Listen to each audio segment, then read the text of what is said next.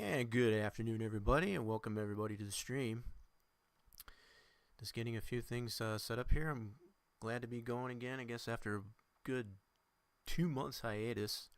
So, you have to excuse me, I got to shake off the rust here a little bit. But we'll be with everybody in just a few. We are going to be, I'm kind of excited in a way because we're going to be getting right back into some 3D modeling for nothing really in specific. It's just doing some really simple modeling. Just making sure everything's working here first before I switch this thing over. So bear with me in a moment. Like I said, still shaking the rust off this. I just got the PC back running again. Kind of went off. Got fried on me, I guess, over the course of my hiatus here. So, yeah, it's just basically just shaking it all off here and making sure everything's going all right. Everything seems to be going good so far. All right. Uptime is going good. I just want to check this on here. Let's check this. See what we got going on here. Alright, so here we go. Let's bring this over to what we got going on here. So, yep, there we go. So as you can see here, I got, took the ground running, I guess, as far as getting, a lot of the basic shape, I guess, for a particular building that I'm working on here, and that's,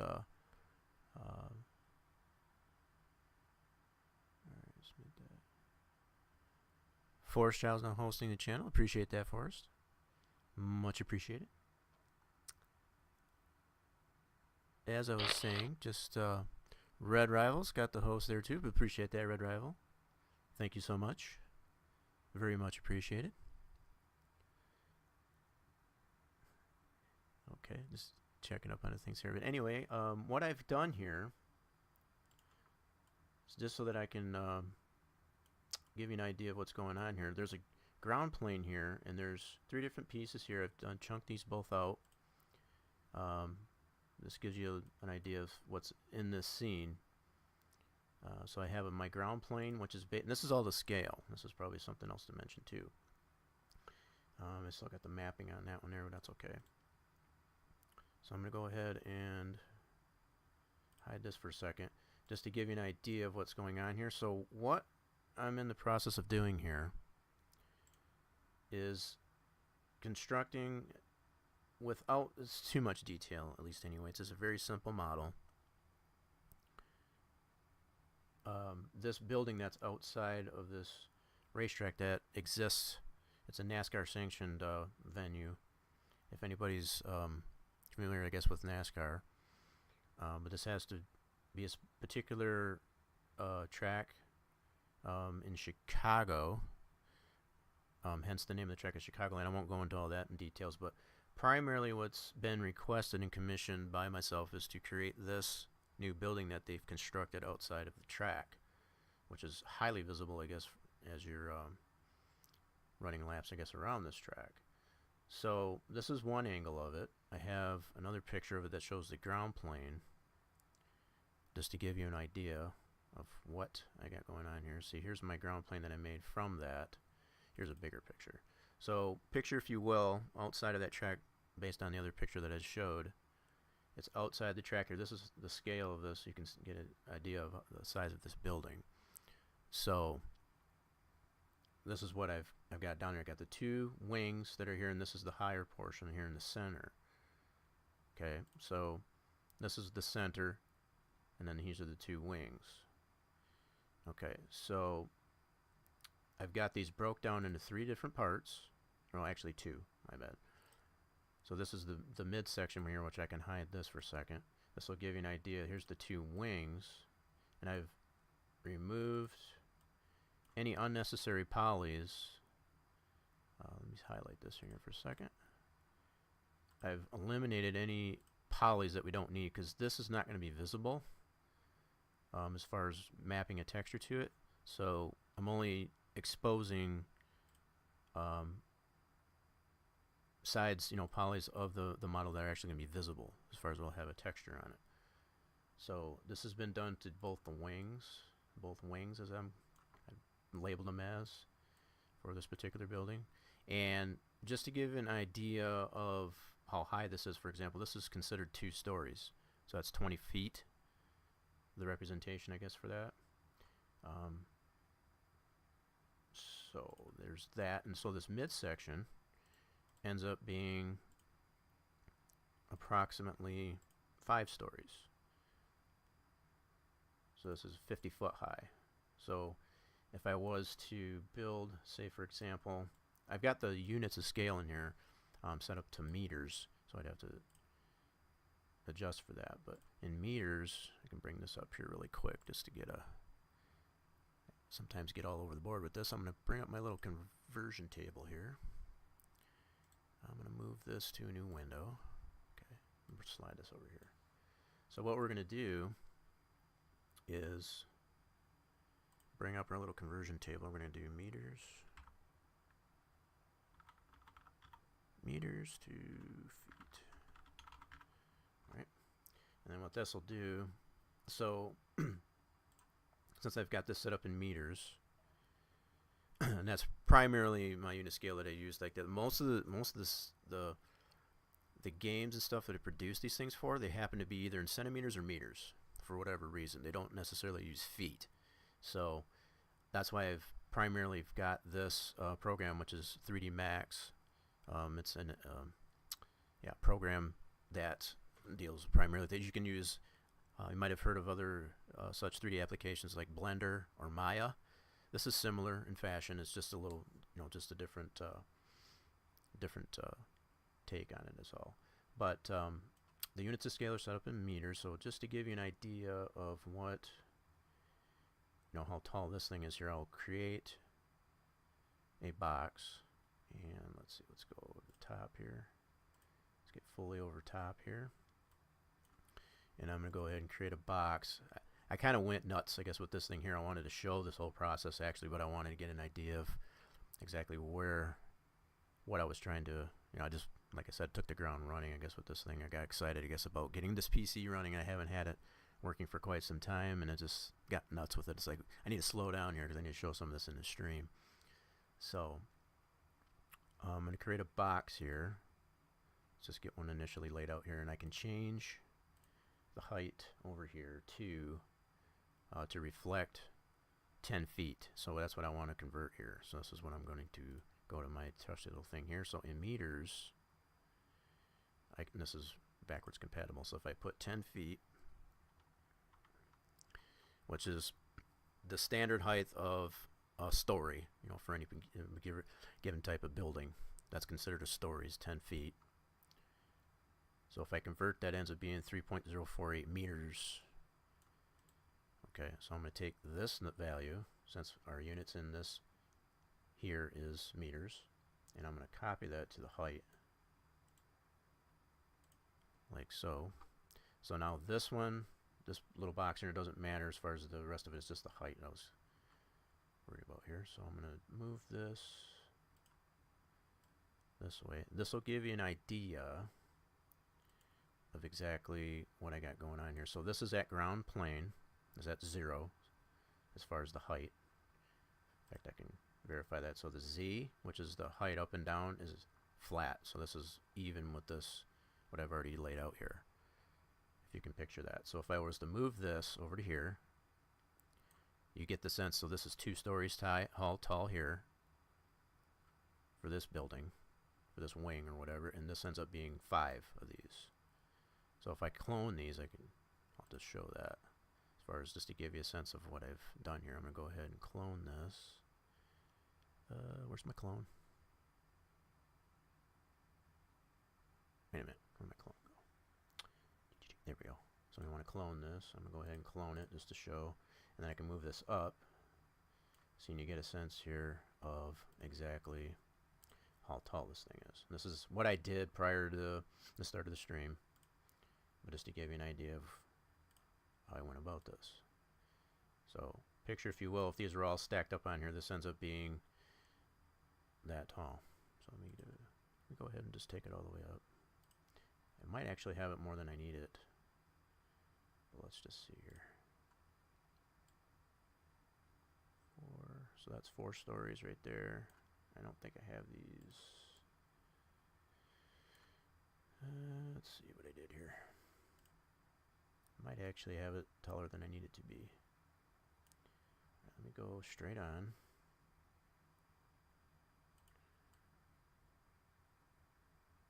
Okay, it might be what's going on here. So let me do this. I'm trying to remember how I figured that needed to be. Okay. So let's bring this up here like that.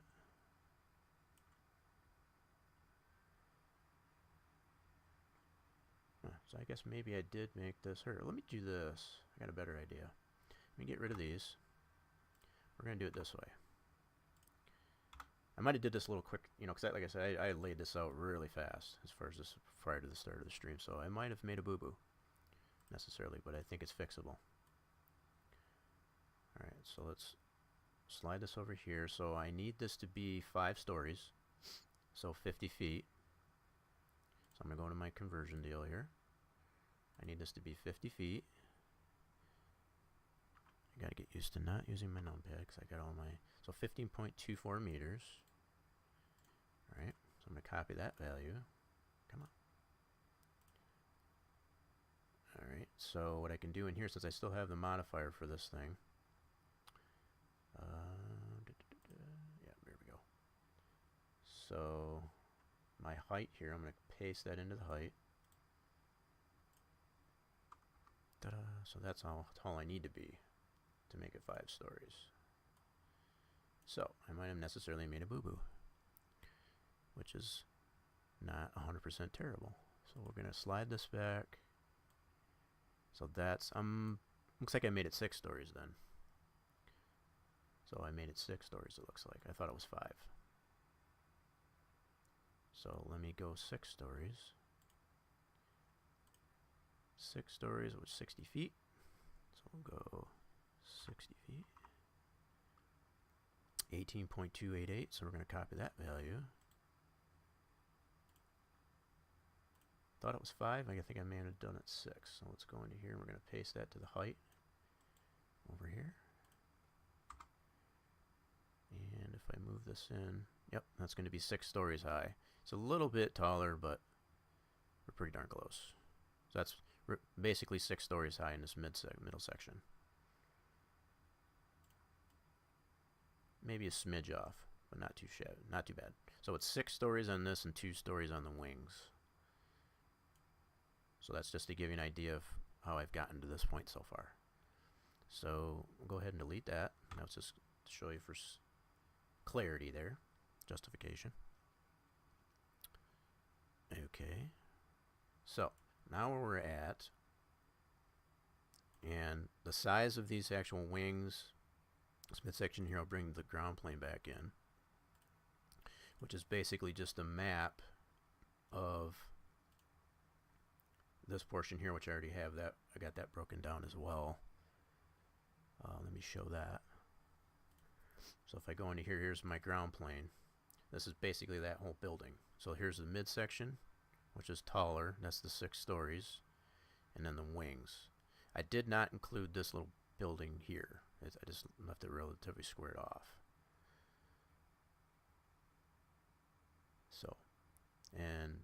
So picture, if you will, this here, this wing right here is this side right here. As you can see, as far as the ground plane is concerned. And like I said, this is all relatively to scale. I've already measured this using Google Earth. I've been able to take actual measurements of how long and deep this building is to get this plane, this ground plane, set up so it is to actual reality. So this building is going to be to scale as far as, you know, the number of stories and so on and so forth. So that's where we're at with this so far. So let's go into, I've got this broke down I'm just checking a couple things here on the OBS, make sure that's not kind of burped there a little bit. Hope that didn't disrupt it too much.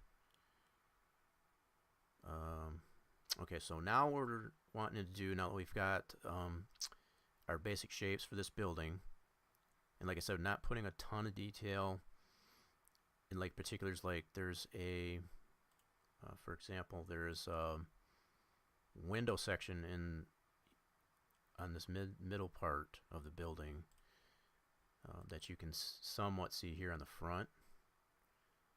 I haven't necessarily factored that in at all because it's kind of like a, I want to say a dome shape, but it kind of protrudes out on an arc. It might be somewhat hard to see. Maybe if I zoom in a little bit, you can see there's an arc in that. And be it the fact that they're still working on this building, not 100% sure if that's going to be all windows or what exactly is going to be there.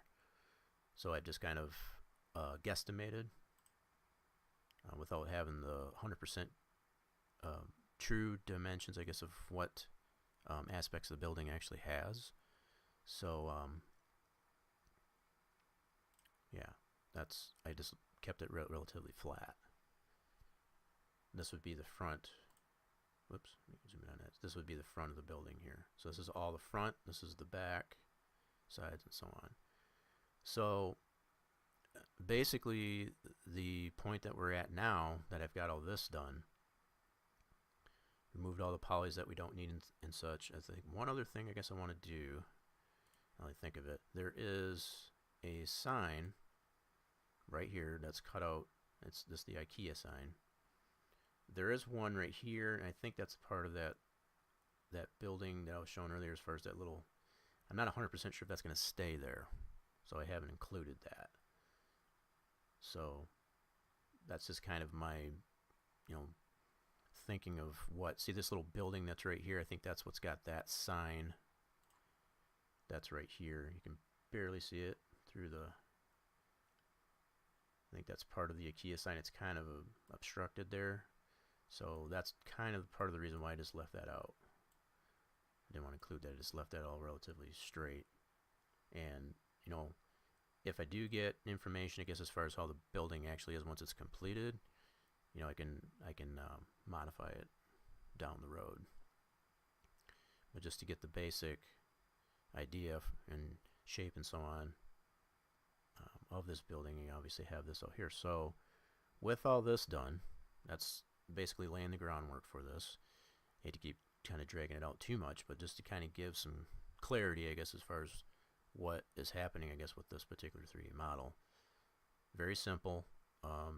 We're not emphasizing anything like troughs or any type of things that are on there, anything that's on the roof as far as AC units and stuff like that. We're not necessarily going into that much detail, at least at this point. So what we're going to basically, I'm going to go over now that we have that laid out. This is going to be the initial texture for it.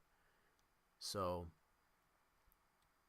if you can somewhat imagine, this sign here is going to be that cutout for the IKEA sign that's visible right here. Okay, that's going to be isolated on that entire side. That's something I'm going to need to slice for that. The only thing that I don't know for 100% positive is actually how, you know, how wide that is. I can take a rough guess based on everything else that I have here. Where this building is at, I know there's so much room that it takes up in this corner, so I can somewhat guess as far as how big that's going to be, but that's all it would be. So I know it doesn't take the whole side, say for example, but I do know it takes at this corner. So what I'll need to do is basically slice into this poly that exists here. In fact, let me select this, and I'll show you the, yeah, see how it highlights red. That's an entire poly, which has the potential to receive a texture, and I'm going to be getting that here to that here in a second. But picture, if you will, if this side was mapped to this portion of the texture, for example. So the wire of that particular poly would be mapped to this texture,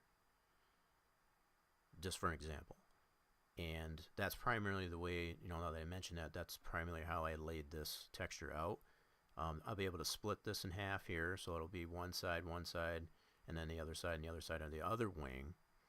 Okay, and then this lighter blue color is going to be that midsection. So that'll end up taking all this. That'll be that light blue section in here, and I'll be able to split that up, hopefully, four different ways. So I'll have one section here, one section here, so this will be breakdown of 4 different pieces here. This will be broke down most likely in 4 different pieces as well. So I could draw a line practically in between this here, so that'll take care of all 4 sides. This portion here is roughly being reserved, I guess, for the roof. This will be the roof. Very simple. I haven't put a lot of detail. I did put some detail in here. You can see these lines as far as a darker blue.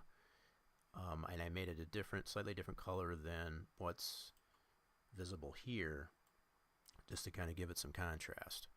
You know, particularly for the sake of just initially modeling it, or mapping it, I should say.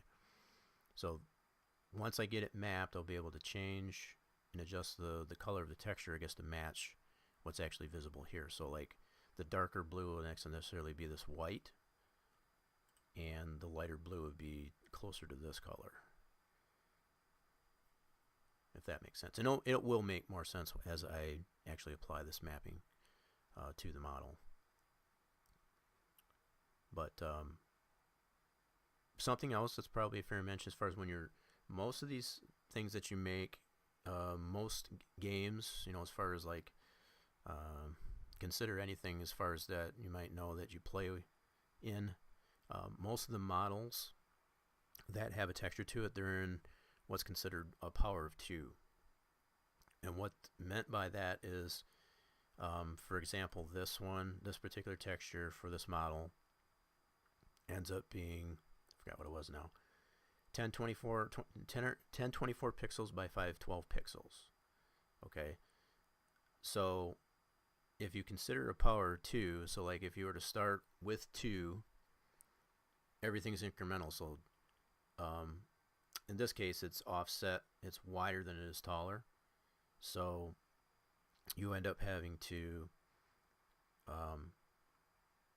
in fact, let me just do it this way just to help explain a little bit more. So if you were to start off, and I'll make it even better, so if I do a 32 by 32, that's a power of 2 value. I know that's a common one. So 32 by 32. So in order to keep it proportional and stay within the requirements of most textures that are set up in a power of 2, I would have to keep this at a power. So if I wanted to make this size bigger, it would have to be a 64 by 64, 128 by 128, so on and so forth. You know, the fact that it doesn't necessarily need to be both the same wide as it is tall, it needs to be divisible by a power of 2. I don't know if I necessarily explained that well enough. It makes sense in my head, but if there is more clarification on that, please feel free, I guess, to please ask. I am leaving this open, I guess, to discussion as far as if there's any thing that doesn't make sense as far as what I'm saying. Please feel free to chime in and ask. Am I getting another host from Red Rival?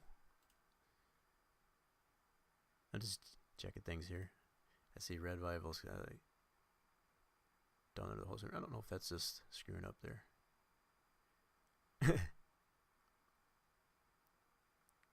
Interesting. Okay. Just checking some things, making sure everything's working right. I don't want to... Yep, this seems to be working fine. I'm a little bit OCD, if you will, I guess, as far as just making sure, because this is the first time that I've streamed in over 2 months. And the fact that I was just like, screw it, I'm just going to do it. I mean, it's just, I got the computer, I got the PC running again, and it was just like, I'm just doing it. Period. I'm not even going to mess with it anymore. I've gone way too long without, you know, just depriving, I guess, those that would necessarily want to know about these types of things. Okay. Everything checks out good. I apologize, I guess, for the short interruption, I guess, in content manner here, but I appreciate everybody's patience with me, just making sure everything is running the way it needs to go. Alright, so getting back into it, I feel like I have described, I guess, what I'm going to do here. So just for the sake of trying to explain this a little better, what I'm going to do, I'm going to zoom in on this, and I'm going to do what's considered to be a quick slice on this poly, because I know that I want that IKEA banner to show up in this corner. So let me put this on the side and then zoom in back on that. So now I'm directly head on, side, full on side view. From this point, I can zoom in on this. Okay. And then what I want to do is I'm going to do a quick slice on this poly.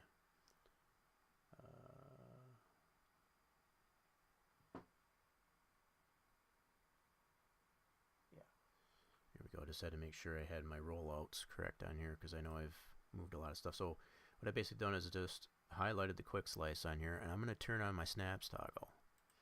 What that'll basically do is it'll restrict, I guess, my cut that I put into this to that edge of that poly. You can see how it turns yellow.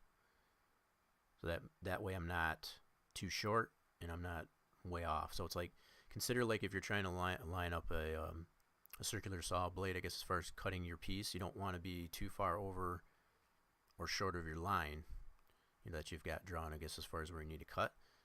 That's kind of what a snaps toggle does.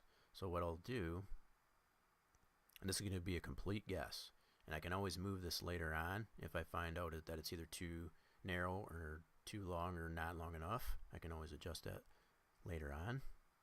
But for now, I'm going to put it right about here. Draw this line down. And it turns green, and I can just hit. So now what that's done, turn this back off, turn my snaps off. What this has done now is it split that poly up. So now this is where that IKEA will be mapped to. So this portion of the texture here will be mapped to that part of the poly. It's two separate polys now. And what I'll be able to do, the beauty of this, because this is on a vert now, vertexes, you can see these verts here. I'll zoom in on this. There's two verts here. Now that I've cut that, I can move this if I so choose to. So if I need to go bigger, smaller on it, I need to straighten this out too now that I think of it. Let me check the alright, that one's 279, 111, 111, 414. Okay, so what I'm going to do is straighten this out here. I'm going to copy this Y. I'm going to straighten this out here because it's crooked. Alright, I'm going to paste that value into this Y.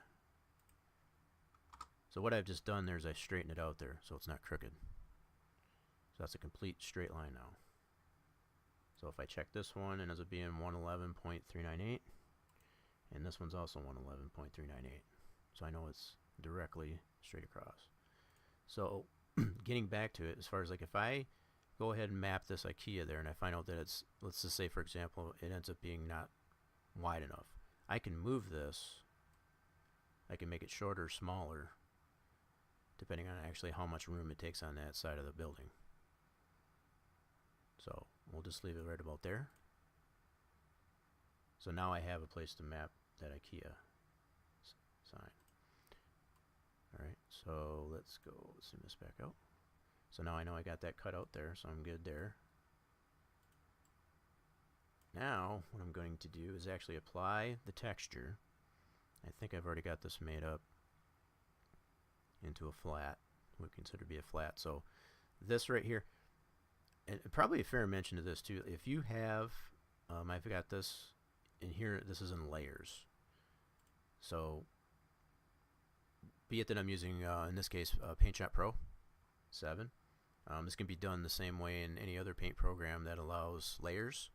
be it even GIMP, which is a free program, or even CS6 or Photoshop. Same idea, but these layers here, I can turn these on and off as I so see fit, as far as being able to adjust, and I can add layers or subtract from it. But you can necessarily in 3D Max anyway. I don't know about the other 3D modeling programs as much. I primarily use 3D Max. I could open or apply the texture right from the layered template. So if I wanted to point to this layered template, I can apply that to the model itself. I don't necessarily need to make a flattened image like I have here, but just for the sake of simplicity, and just to keep it simple, I guess for most people, I'm going to use this flat. All I've done is taken this image here that has the layers and flattened it so that it's just one simple bitmap that's at that constraint of 1024 by 512. Part of the reason too, just to add some more clarification to it, the reason that I've chosen the 1024 by 512 is through standardization, I guess, of most other buildings that are of this size, as far as the scale of it, tend to be roughly this size as far as the texture. Usually no bigger than that. In some cases, if I wanted to go a step bigger later on down the road, and this is after the model's been textured, I can necessarily take this deal here and resize it to one power 2 higher. So instead of a 1024 by 512, I can do 2048 by 1024. So like if I had any other details in it that I want to be emphasized more, so that I don't lose a lot of the clarity of the detail. Like say for example, if there was like rivets and stuff like this to be seen, and I don't want to lose that that high definition there, I could make it bigger instead of smaller, to where it seems more compressed, if you will. But again, for the sake of this and just simplicity and clarity, that I'm just going to keep it to this constraint, because this is a standard size for the size of this type of building that I'm creating here, this 3D model. This tends to be the standard size to use. It's not by any means, it doesn't necessarily mean that you have to use this constraint as far as the size. Alright, so what I'm going to do in 3D Max, getting back to it, we're going to take, since this is broken down into two different parts, this texture is going to apply to both this wing and that wing. Okay, so what I'm going to do is go into my material editor now, which is by the press of an M. That brings up this dialog, and I'm going to create a separate, this is for my ground plane. I don't want to mess with that, so I'm going to use a different one. Go into here, and not sure why I did that. Go into standard. This is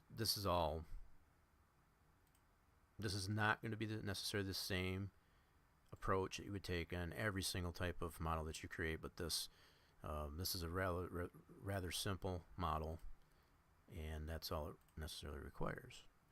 So I'm going to go into that folder to which I have this. Here's my flat.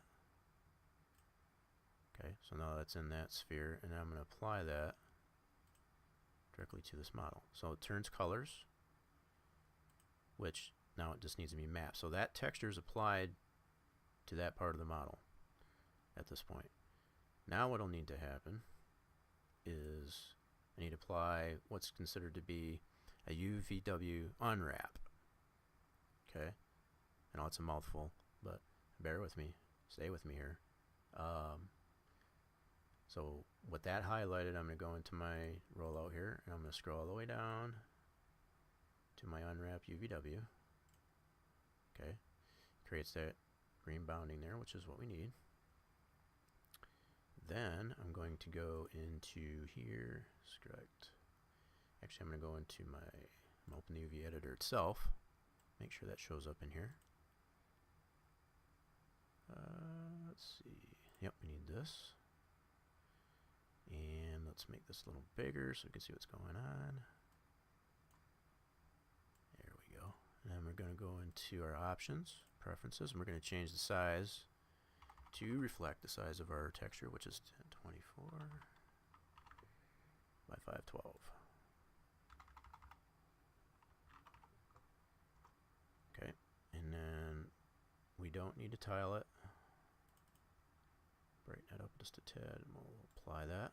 So now this should be the same size as far as the constraint of that. That's going to be 1024 by 512. And this is our UVW edit. This is how we edit. This is anything, you know, as far as all the polys that exist. And I'll zoom this out. This is all the polys for that particular part of the model. So what you'll be able to witness here as I select these polys. See that poly is already selected. So if I go in back into that, you'll see that's highlighted right there. Now, what I may or may not need to do, so I gotta zoom in here. What I'm gonna do is go into flatten map. See what that does. I think we're good. Usually, the more common applications for this is either flatten map or a normal map. Okay, why isn't that zooming in? Hello? There you go. See, I wonder why I wasn't zooming in. So I did a flatten map on that, and that should work. And it's like I said, for these types of applications, like what I'm dealing with here, is either going to be a normal map or a flatten map. I can actually go backwards. I'll do Control Z, put that right back to where it was. So if I go into this and just try a normal map just for giggles, it could probably work just the same. There we go. Sometimes it doesn't want to respond. See, I think I like the flatten mapping better. Normal map isn't too good. So I can do Control Z to take it back. Alright. And something that I'm noticing I didn't put on there is I have a little it's a little tool, whatever, that lets you, it shows on the stream as far as what keys that I'm pushing, that I'm pressing, as far as like the keystrokes and my mouse movements. And I didn't get that going, I guess, right now. And I'll have to see if I can find that again and make sure that's up for next time around. That's usually something that I usually do use. Okay, so we're going to stick with the flatten map. I like that result better.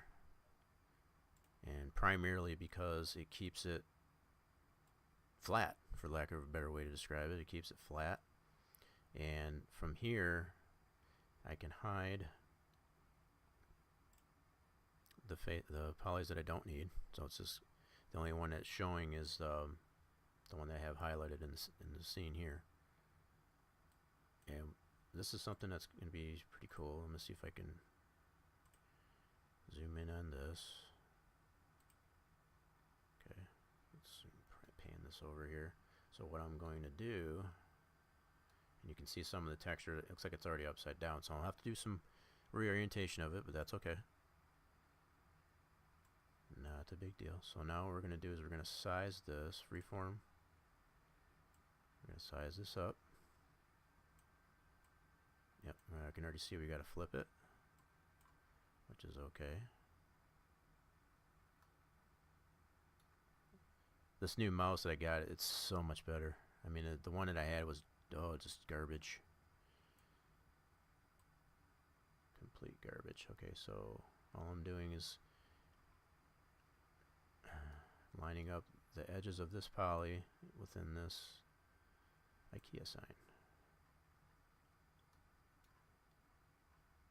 You know, and I've the more as I think of it right now, as far as just to show the process of what I done, I guess, to create the texture itself. I could necessarily go into that if that's called for.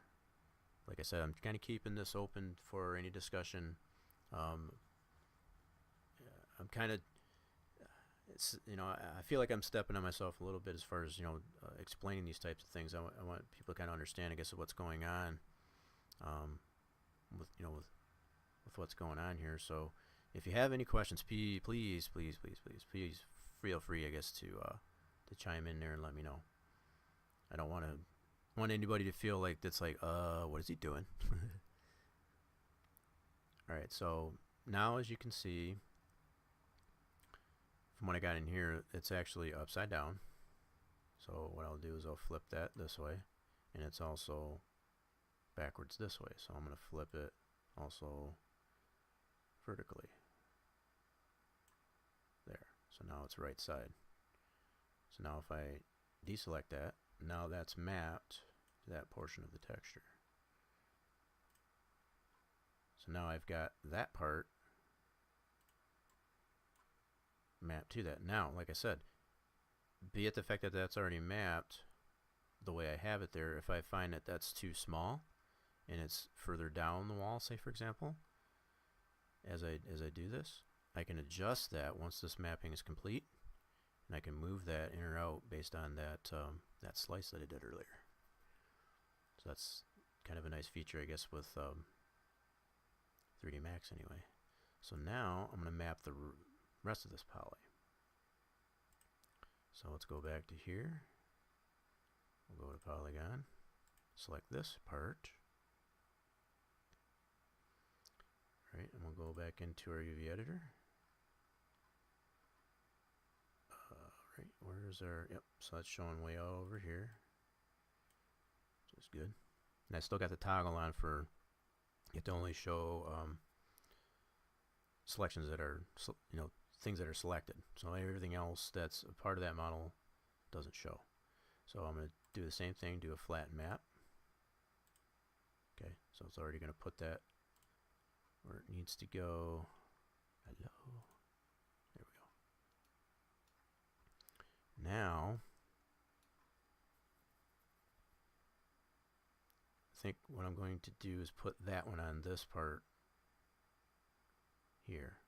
This is where it's going to get, it might necessarily get a little tricky, because I want to be able to divide this into 4 sections so that I can get all 4 walls basically.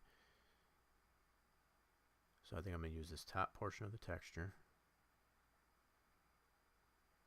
Okay, so I'm going to move this up here, and then I'm going to scale this down like so. I'm going to try and break this up into 4 parts.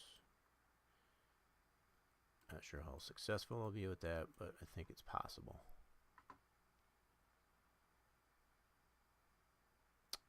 Alright, so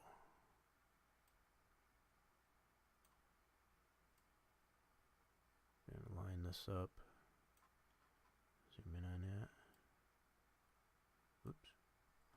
Control Z. Let's pan this back over there.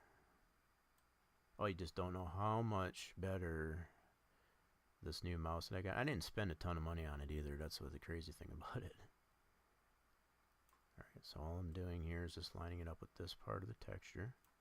And then what I'm going to basically try and do is eyeball this so I can get 4 sections out of this for all 4 walls. Alright, so I'm going to do a shift drag of this here so I don't lose. And I can adjust these as I go. You know, this isn't permanent. I can adjust this as I go. So as I find that it's not enough room there, I can always adjust it. Okay, so that's part of that anyway. So it's probably going to need to be flipped and all that jazz. So let's zoom in on this here. And I can already tell it does. It needs to be flipped, at least horizontally. Okay. So we'll go back into here. And the reason I know this is partly for putting those lines in there. These lines right here are on the bottom here. This part here is on the top of the poly, so I know it. That's how I know it's not flipped correctly. So yeah, doesn't have the proper orientation there. So do is highlight that again, and then I can flip this horizontally. There we go. So now we've got those 2 lines here are right here. So that's 1 to 1. That's the way it needs to be. Okay.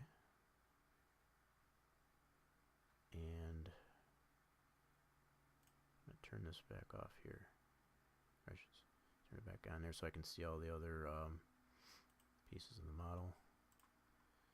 So you can see what's left polys wise, and these are the ones that have not been mapped yet. Okay.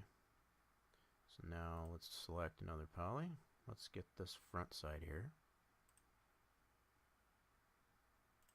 Like so.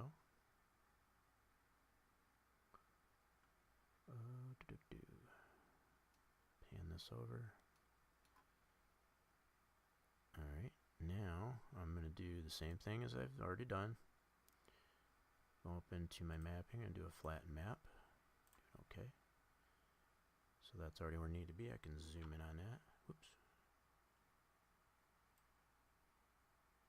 Oh, I see what it did. I should have zoomed in here. I don't know why I didn't do that. That's okay. I can zoom in with my mouse wheel. You want to be that way. Alright. So now just do the same thing. The only reason why I brought that back so I can see where I laid this one out. Now I know what... I don't want to touch this area. And part of the reasoning for that is if I necessarily want to apply shading to this thing using ambient occlusion, that is also another aspect that you can apply, I guess, in 3D Max. What that does is it applies realistic shading as far as based on, you know, real daylight. So if you're going to apply something like that, you don't want to use the same area of the texture. So as far as like you don't want to have polys overlapping, because if you do that, that's going to reflect in how the shading gets applied to the model if you go that route.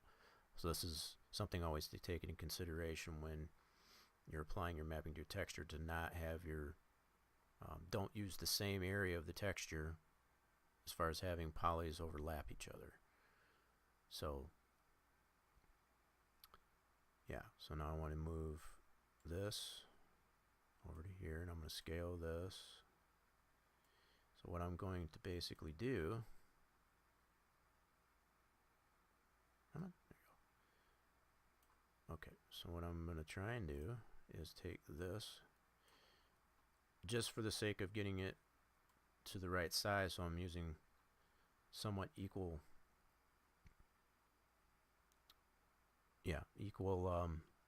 proportion, I guess, on all these the sides of the walls for this building. I'm going to put this over top here, and then once I get it sized,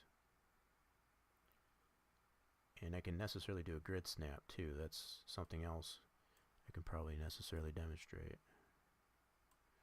So let's go into here.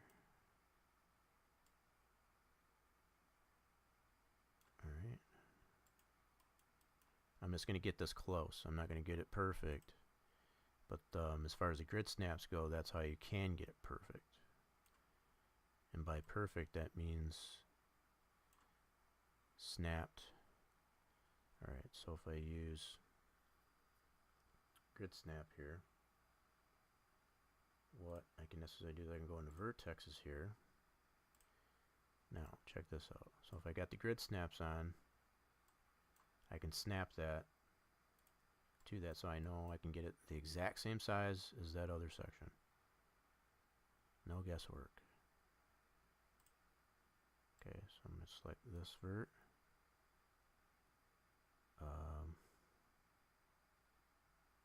Wait a minute. Come on. Should be able to. There we go. Need the freeform. So that's going to snap right to this, so I know it's going exactly where that other vert is, what I've already got laid out in the other poly. That's why it wasn't 100% important to get it. See how much that's off? And just trying to eyeball it from way out. That's where grid snaps come in handy. Okay, so we're going to go into this. Going to highlight this vert and snap it to that one. This is where you can get very, very precise in how you're mapping your textures to your model. Zoom out just a tad. There we go. And just to make sure, okay, so I had to make sure which ones, make sure I'm selecting the right one. There we go. So now what I have, like just to show you how this works, that's the same exact size for this one here that I laid out. It's the same exact size in the texture as the one I already laid out. It's not, you know, too tall, too wide. It's exactly the same size. So I'll probably necessarily have to do the same thing as far as flip it and all that jazz. Alright, so let's go like this. Go into poly. Now I should be able to shift drag this. In fact, I'll turn that back on. I'm going to do a shift drag this. Whoop. Okay. There we go. So if I shift drag it, it keeps it within that constraint as far as the horizontal, so it doesn't move. It just locks it in that position so it doesn't, oops, just make a liar out of me. There we go. See now, yeah, I want to leave enough padding in it so it's not 100% on top of it. The previous, the hell are you doing? Oh, forgot about that. Yeah, so now I just want to make sure I don't 100% overlap that. Yeah, so I want to leave a little bit of padding. So here's the one poly. Whoops. Yeah, see, I got that other. Okay. Might be a little bit tough for me to. Let me zoom in here again. So picture, if you will, this is the one poly that I did first. This is the other poly. So I'm leaving a little bit of padding in there so it's not 100% on top of that. And this is probably a significant amount of padding, but I want to see how much room I have left to do the other two sides. And I think I should have enough room if I do that. But the other thing I do necessarily need to do, and I'm going to go back in the viewport here, select that. Okay. I'll probably need to flip that horizontally as well, since I had to do that to the previous one. Oh. There we go. Get my zoom to work. Alright, so I should need to flip this.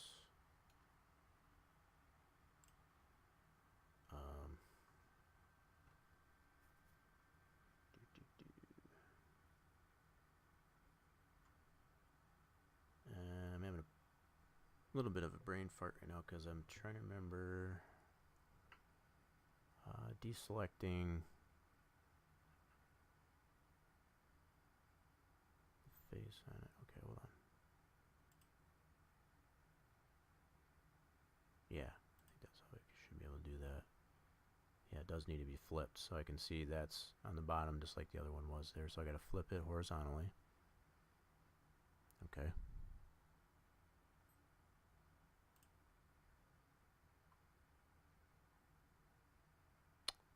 Trying to remember what that's going to bug me now. There's a way to, that's what I was trying to remember. I can't know why I can't remember. So like if you have something selected in here, if you've got all your other, I'm just going to do it this way because I know this works. So I just shut off all the other polys that I don't need. I just want to work with this one that I have highlighted in the viewport. So I'll just do it that way. I know this needs to be flipped horizontally, so I'm going to do this. Alright. So that should be correct. So that should line up perfectly. See, you can see those two lines there, so that all lines up. It's kind of hard to tell with these green, but those are pretty good. That's what we want. So far we got those two walls mapped here with that there. We're going to do the roof just to get, that's another big section here. So we're going to go ahead and do the roof. Highlight that. Okay, that should be the only thing that's selected in here. Same thing as we've been doing. We're going to do a map and do a flat map. Okay. And then zoom extents. That was what I was looking for there, yeah. So the zoom extents. A lot of nice little hot buttons, I guess you could say, as far as to move around in the space here, as far as the, be it this window or even in the main viewport perspective here. So I don't know all of them. I'm not going to claim to know that I do know them all, but there's quite a few of them that very much come in handy. So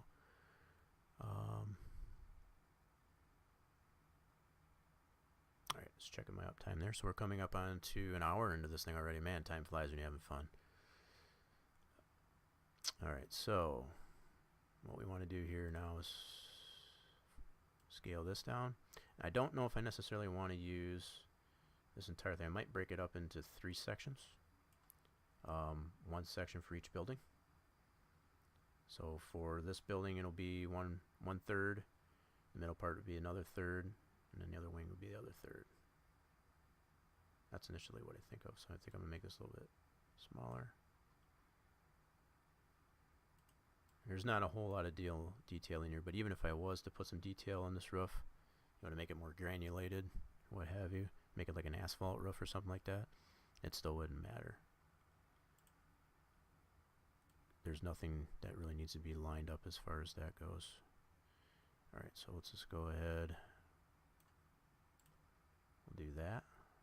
And we don't really need to orient it. I mean, if I really wanted to get technical with this, in fact, for the sake of this, I could probably go ahead and do that. I'm going to break this up into 3 parts. So what I'll do is I'll put a 1, 2, and 3 on my texture. This is where it gets really goofy. Check this out. Okay, so what I'm going to do, this is where you can get really geeky as far as it goes. So I'm going to keep the stroke off it.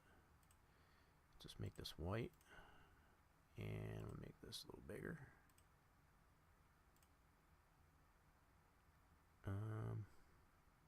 What the heck? Oh, there we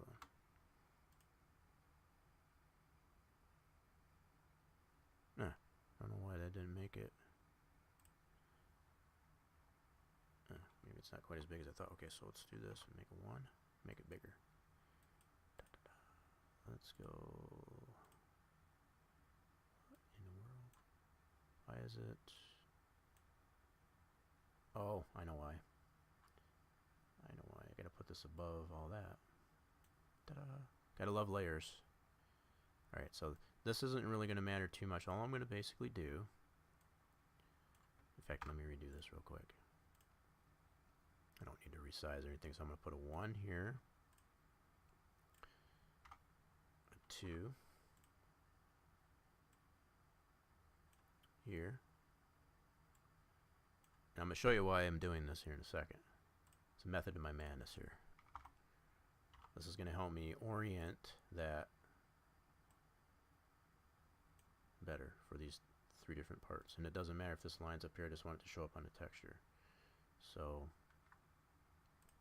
I'm going to do layers, merge, flatten, file. I'm going to save that as a bitmap and overwrite. And it'll automatically show in here. This is why I want to do that. So if I wanted to orient this properly, I can flip this.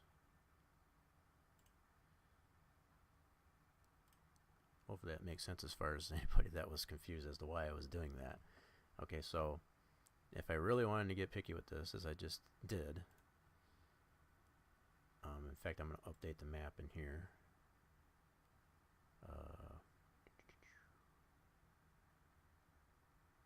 Where's my update map? View. Oh, there it is. There. So now that's just updated the map in the UV editor, UVW editor. Okay, so now, yeah. So I want to select this, and I want to flip this. Looks like vertically.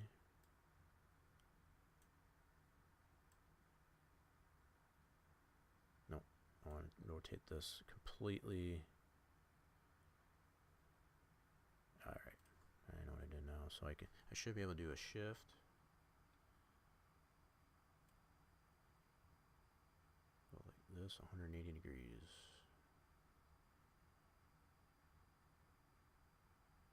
Oh, what the heck? Why can't I get it at 100%? Control Z. Let's make sure that's back. Yep. I know there's a better way to do that. Here, let's just do it horizontally.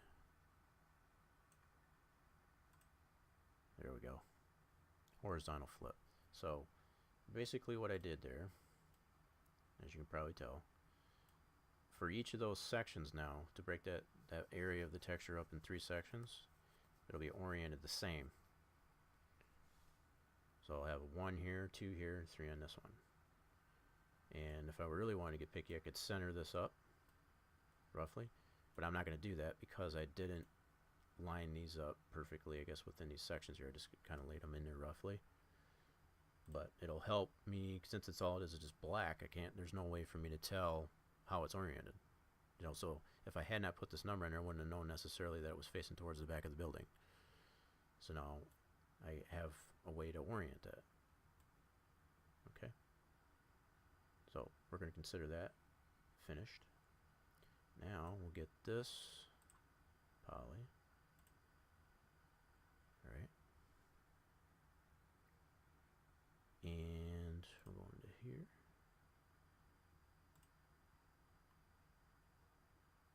Come on, mouse.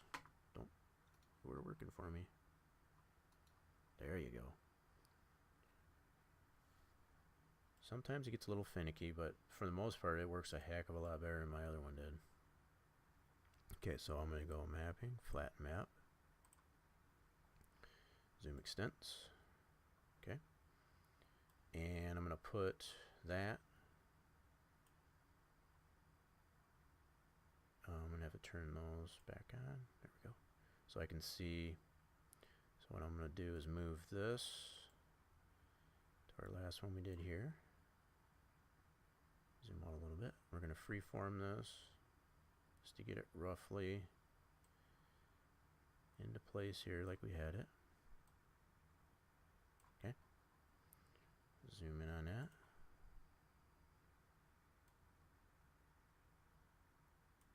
And I'm going to do the same thing I did. I'll do the grid snap.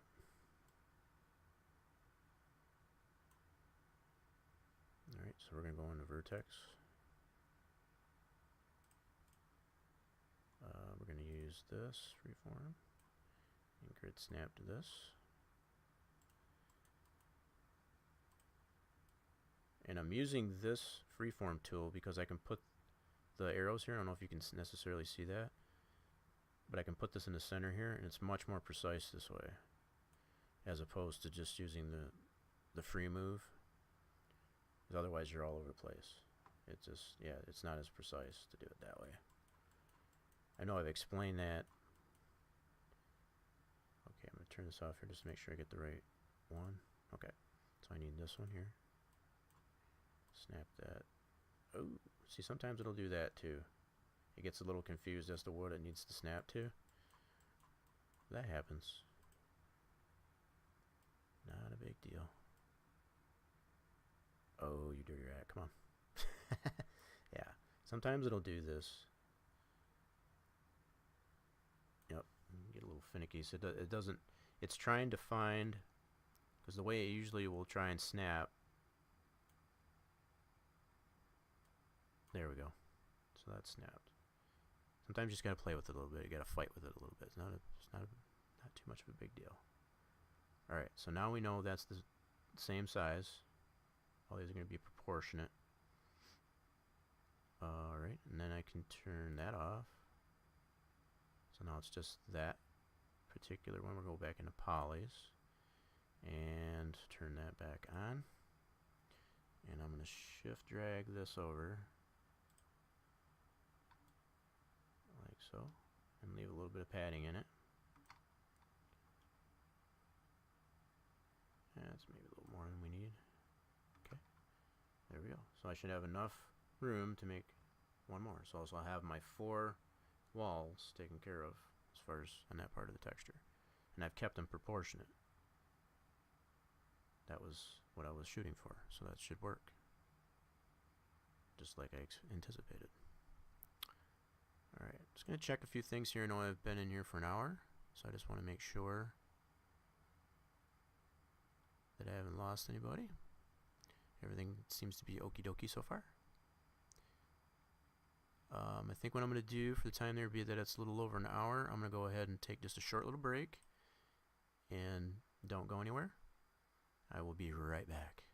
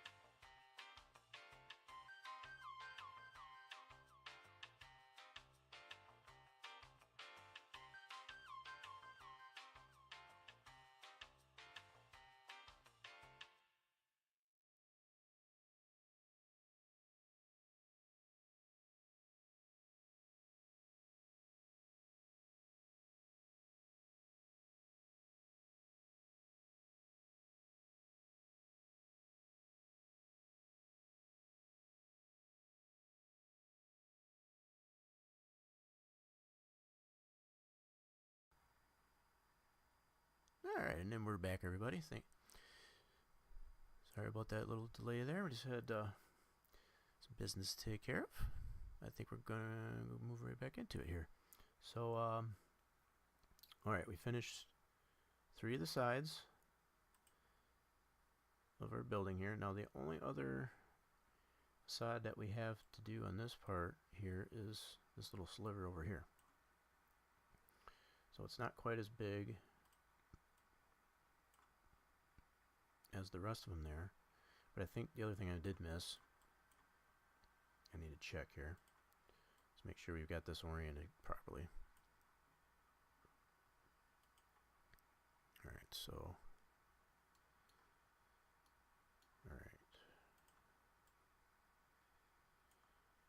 Alright, so I think we got to flip this one again here too. I can already tell, yep, so that's going to have to be flipped horizontally. Alright. so what we're going to do, zoom in on this, and we're going to flip it like though. Let's do Control Z. Hide the rest of those. Yeah, so like this. Unselect that, and that should be correct there. So we got the 2 lines. Yep. So that spacing is good. Good. All right, so yeah. Now what we've got done there, and I'm already thinking by looking at this now that this is going to be too small as far as how much real estate it takes on that wall actually. But that can be adjusted later. Won't worry about it right now. But I think this needs to go bigger. So looking back at this here, you can see how much real estate that actually takes up there. If I had an actual measurement for, you know, how much that's actually taken, I could actually apply it more realistically, but just looking at it, you know, if I was to pan this out, it just doesn't look. So I think it's got to go out. So I'll eventually have to move that. It's not a big deal. That can be done. Very easily done. Alright, so now we just got the one other facade that we've got to do on this building, which is right here. Okay, and we're going to go back into our edit UVW. And yeah, I've only got it filtered to selected polys. So we're going to do this one more time on this. We're going to do flatten map. Keep everything the same there, and we'll do zoom extents. Alright. And I'm not going to worry too much. I'm eventually going to go ahead and do that, but I'm going to go ahead and size this. I only know I got the one other piece here. Slide this up in here. And I'm still getting used to not having to use these toggles down here and just 100% use the mouse. Ever since I got this new mouse, there's really no necessity to even use these down here. You can necessarily just use your mouse, like I'm just using, holding down the middle mouse, for example, to move it around, to zoom it in and out with the middle mouse button. So, but with my other mouse, it was a necessity almost to use these toggles because I didn't have that functionality with with that mouse. So it's been hard to get used to be honest. But okay, so I'm gonna go ahead. Alright, and then what I'll do is bring those back. Now, be it that that section there isn't nearly as big as the other ones, what I think about is if I was to have some type of sign or any type of other detail that's on, you know, this portion of the poly, you know, as far as this side, I want to keep them proportionate. Okay, so be it the fact that this wall here is not even a third of what this wall or the other walls would be. I'm going to keep that, try to keep that roughly the same size. See, another way when I think of that you could have necessarily gone ahead of this, and it's a more common approach to it, is to create a wire mesh of like the whole object, and what that would do is it would keep all those proportions, all those proportions already. So like for example, if I was to do a map of the wire for this, see, I do the same thing with this one here. If I was to create a wire mesh that could be applied to the texture template, it would already keep the scale of this already, so I wouldn't even have to mess with it, if that makes sense. And I could probably show that when I'm talking about a little bit more in detail, either on this building or this building. Yeah, but for now, what I'm going to do is just make this smaller. Yeah, just kind of scale this up a little bit different size. So what I'll do is, let's move this over to here. I want to at least get it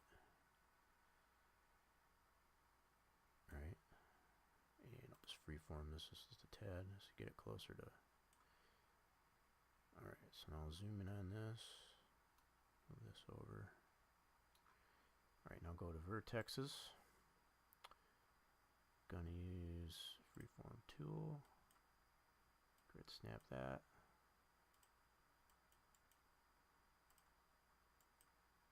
Grid snap that. Just bear with me a moment here. I'm going to end up changing the size of this in a second.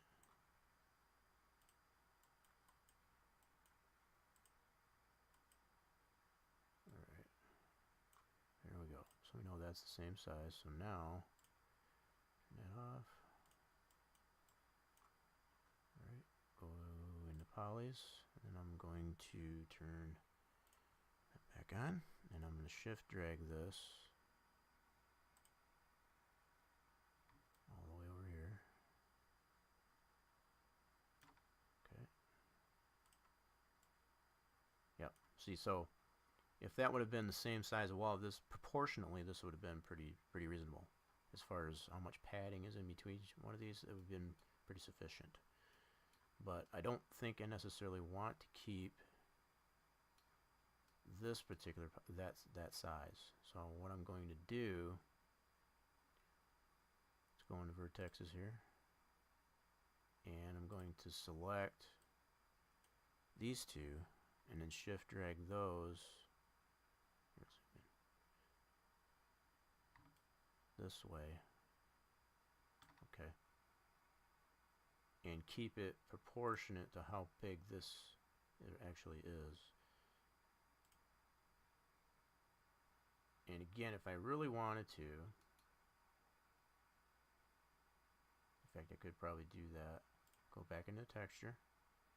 So I know it's in this area. See, if I had a wire actually applied to this texture, it would make more sense. But since I know, let me back this up here. So I already got this in here. I'm going to put a 4, just for the sake of this, in this area.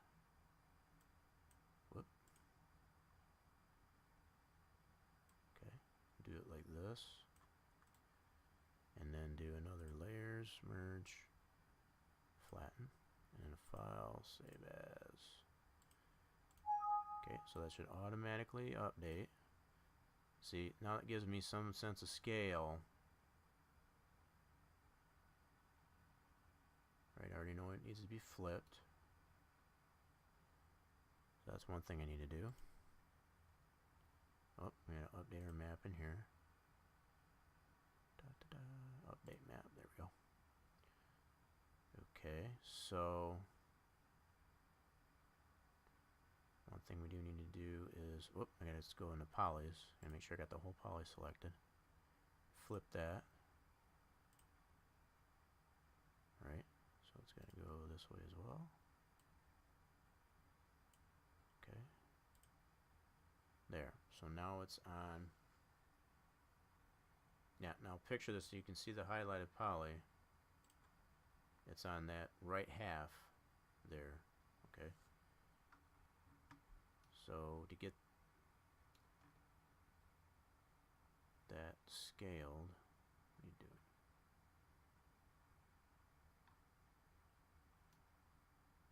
Alright, what are you doing? Hold on. Why isn't it moving?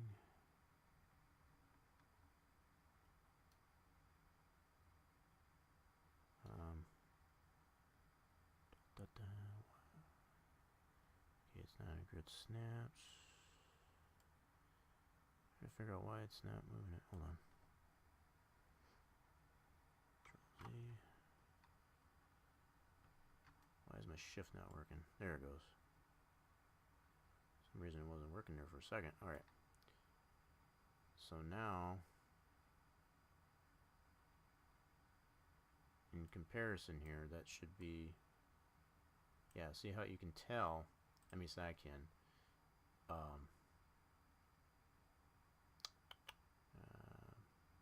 turn this off. Alright, let me readjust this.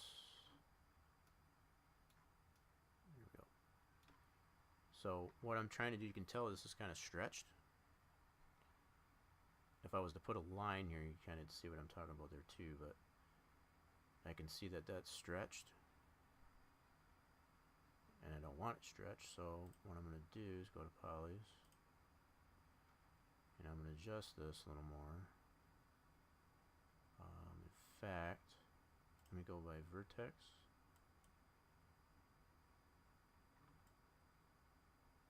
Oh, I think that's because the grid select. Hold on. Control Z. I gotta turn the grid snaps off. That's why it's getting all funky on me. Alright, so move these out until that looks proportionate. So what I'm looking for is a one-to-one view so you can see how that moves. So like if I move it this way, see how that stretches the 4 on the model?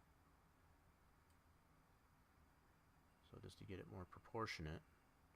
And this is the precision that's kind of beautiful, I guess, with using something like this. Okay, so I think that looks pretty decent. Yeah. So we're on the right half of that poly, just like we are here. And I could probably go even further. Yep. So I can probably stretch this out just a little more.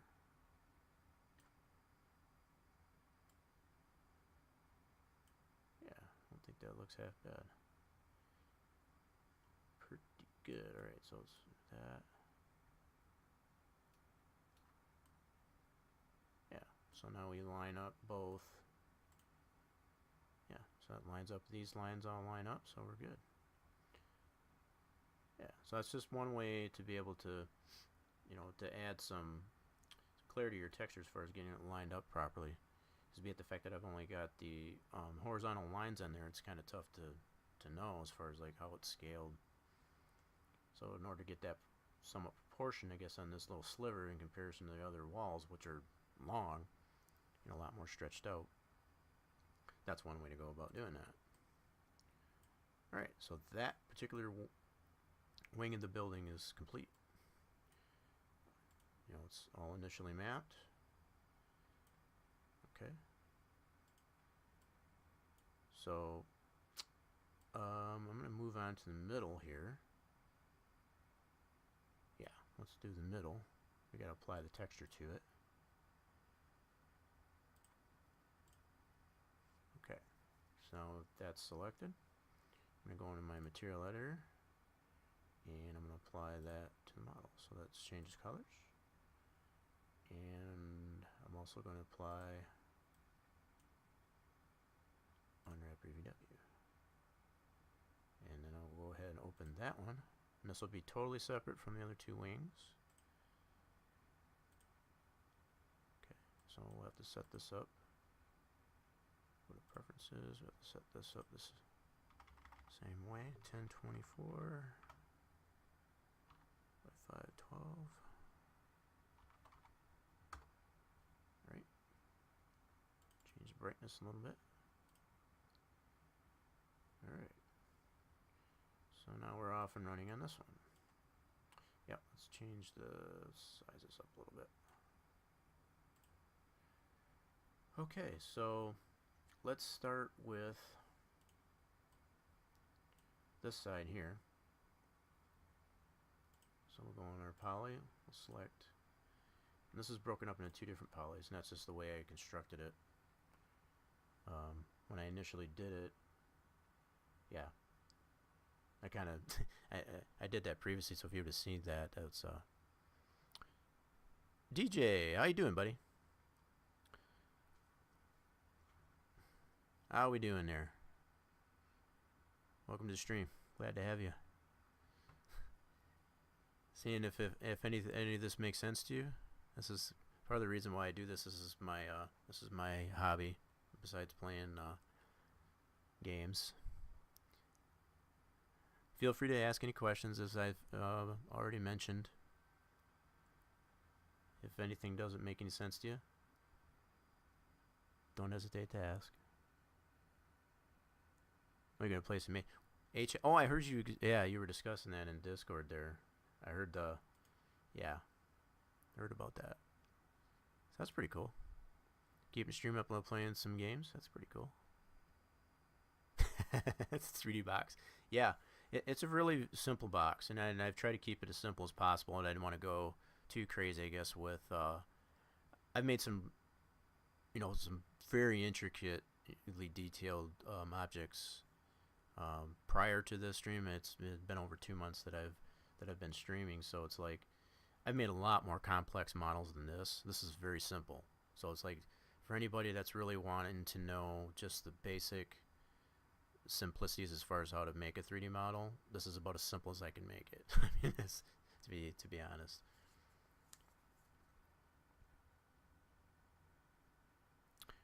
Which blue texture do you mean?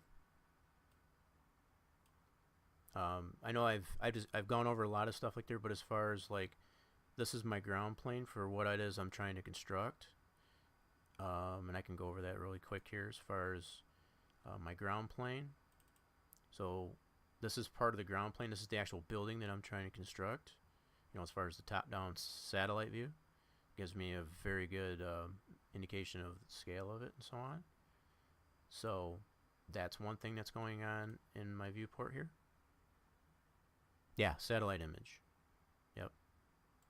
So based on Google Earth image as far as an object, and just to give you some clarity, and I know I've already explained a lot of this, but I don't, it's not too much for me to explain it again. This building that I'm creating happens to be this. It's outside of a track that is a NASCAR sanctioned track, Chicagoland Speedway. And this is a new building that they've put outside of it. This track is already built in virtuality as far as within the racing simulation itself. But this building doesn't exist. There's no track that necessarily has this new building that they just constructed for the track. So I've taken the liberty of the SAT image that I got there. It already had it available. In fact, here's that SAT image. It shows that building already in construction here. So what I did was I took measurements from Google Earth as far as the size of this building and so on, and made a ground plane, which is this one here. And that's what I have in my 3D modeling program, 3D Max, to get it to scale, using the measurements from Google Earth. So that's, kind of summarize, I guess, some of the things that I've done already here. Just to give some more clarity, I guess, as far as to give you an idea of scale here, these wings here that are on the building, these are 2 stories, and this midsection is 6 stories. And that's based on common building practices as far as like a general story. Standard story is 10 feet tall, if that makes sense. So yeah, this building is all the scale as far as size. Be it the fact that I am using a common measurement used in a lot of different types of simulations that use these type of models. I'm using meters in this case. They don't, for whatever reason, most of these simulations that put these types of objects in the game, they don't use feet, inches, whatever. They tend to use meters and centimeters. Don't ask me why. I don't know if that necessarily originates, I guess, from the country to which the sims are made, but that's what they happen to be. So the fact that I've got the units of measure in my 3D application set up to meters, so I have to use my handy dandy little conversion tool here, using standard sizes that I know, like I said, as far as like a 10-foot increment for a common building practice, using common building practice that happens to be 10 feet tall. So I know by looking at this building, I've taken some guesstimates as to how tall this thing is, based, like I said, on common building practices, and I've come to the conclusion that these wings here, and I'll go back to that picture, these wings here happen to be 2 stories tall, and this midsection is 6 stories tall. So it ends up being 60 feet from ground to roof here, and 20 feet from ground to roof on these wings. So hopefully that explains the little thing. I guess get you caught up a little bit. Got any more questions? Please feel free to let me know. I'll be happy to explain. But for the most part, yes, this thing is going to be a pretty damn close to scale as far as the actual building that exists there.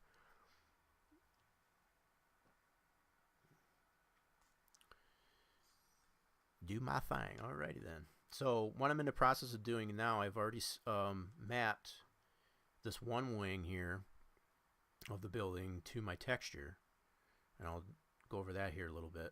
So this is my general layout of my texture. I've already used a majority of this part.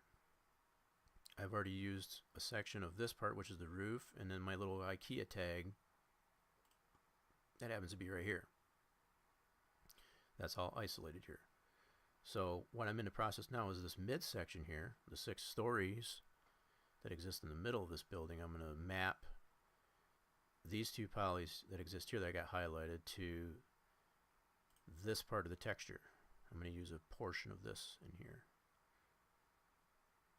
Okay, so that's where we're at right now. So I've already got the texture applied to the model, and it's obviously going to be foobar right now until I get it 100% mapped. And I've got my UV edit window open up already. I already got my modifier for that. This is the poly, the same 2 polys that are highlighted in the scene here are highlighted in this one here. So, alright, so what I need to do here with those 2 polys selected, I need to do a mapping, flatten map. Ta-da. Okay, and then I want to only have, I want to filter it so it only has the 2 polys I have. Oh, wait a minute. How did I deselect that? My bad. Hold on. I goofed. Control Z. I take it back. I goofed. How did that happen? Okay, I got those 2 selected. Gotta go back here. So now I gotta do mapping, flatten mapping. Ta-da. There we go. I think that's right. That should be right. I hope. Let me see here. Why in the world is it doing that? Alright, hold on. I gotta see. Or maybe that's just a fluke in the. Alright. That was weird, because it was like it was deselecting it and I didn't want that. Alright, so let me go back here. So now I'm going to go zoom extent so I can look at that there. And then I'm going to scale this so that it fits proportionately into this part of the texture.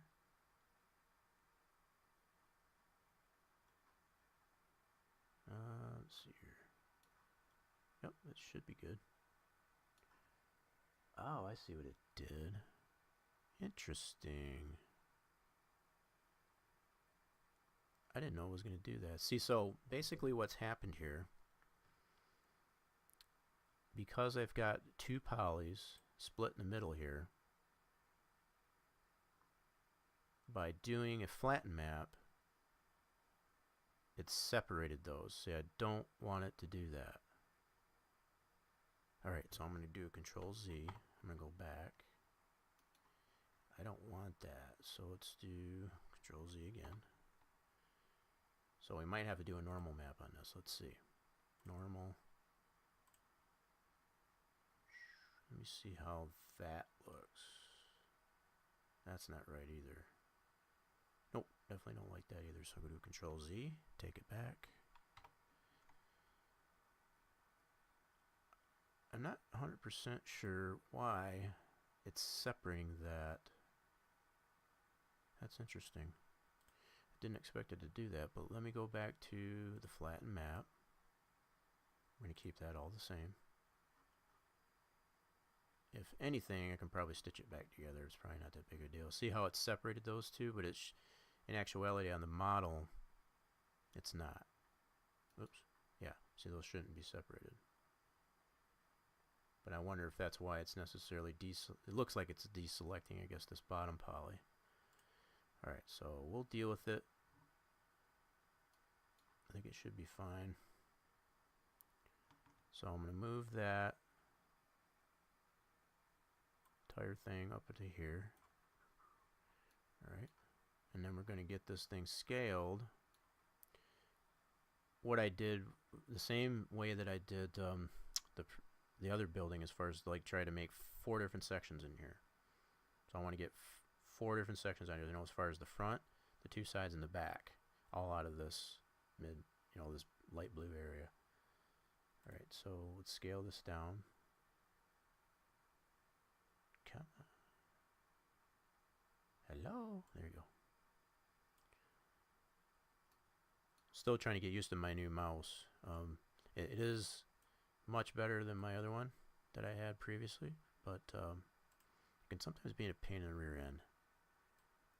It's just hard to get used to because the mouse that I had was junk, complete junk, and I'm just still kind of hanging on, I guess, to the way that one used to be.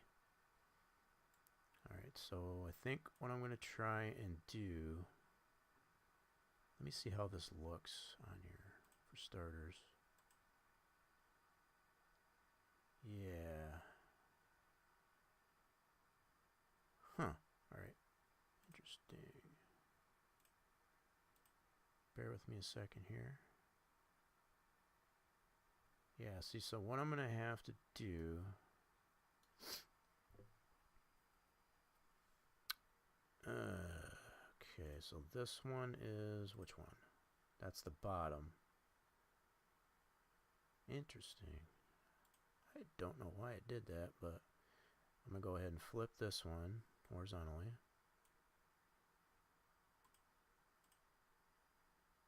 Okay. This might not be too bad, though, I think of it, because... yeah, let me... I can probably still work with this. So if I go like this... alright. So that'll be the bottom, did I say? Okay. Actually, I think to keep this making sense, I'm going to put that poly to the bottom portion of this. I'm going to put this one here and this one on top. Yeah. Okay. Yep, so that's got to be flipped as well. Yep, so that on the bottom of that poly should have the blue line. Yep. Cool. Alright, so let's do this. Yeah. Now we're talking. So what I'll do is I'll put this... I've got these lines in here to somewhat mimic these lines, and they're obviously a different color, and I've only done that just to add some contrast to it. That's the only reason. They'll probably get changed once I get it fully mapped. I'll be able to change these to match what's in on the actual building as far as the color of it, but these are the lines, you know, as far as the white and the gray. I've just made them dark blue and a light blue, just so that it has more clarity, I guess, as far as applying the initial mapping. Alright, so yeah, what I can do, just want to tuck this in a little bit more so that it's, so on the top of that bottom it should have this dark blue. Yep. So basically what I'm speaking of is, alright, where's my rotation? There we go. So I think, yeah, so that's part of the, yeah, so picture, if you will, this poly right here, it's got that dark blue that's right on the top edge of it, okay? That's this one here. So trying to keep it in line, I guess, you know, I've used the bottom portion of this light blue section in here, and that's the bottom, the same bottom, I guess, that's on the model itself, so it makes sense. Alright, so now in here, I'm going to just, oh, I see what I did. I turned that. So let's do this. We'll turn that back on so we can see.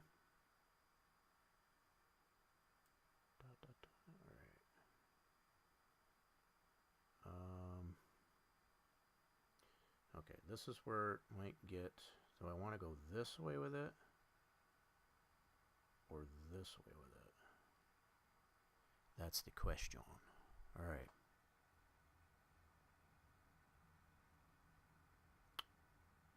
Okay, I got an idea. Let's move this onto here. I want to keep the height of these proportionate. So I'm going to try and grid snap this too. See if that'll allow me. Okay, so we're going to freeform this a little bit. Alright, and we're going to grid snap, go into vertexes. Oh, you dirty rat. That's not what I wanted. Okay, grid snap. Want to be in this tool. There. So what I'm going to do is make this poly the same size as, alright, okay, got it. So we want to get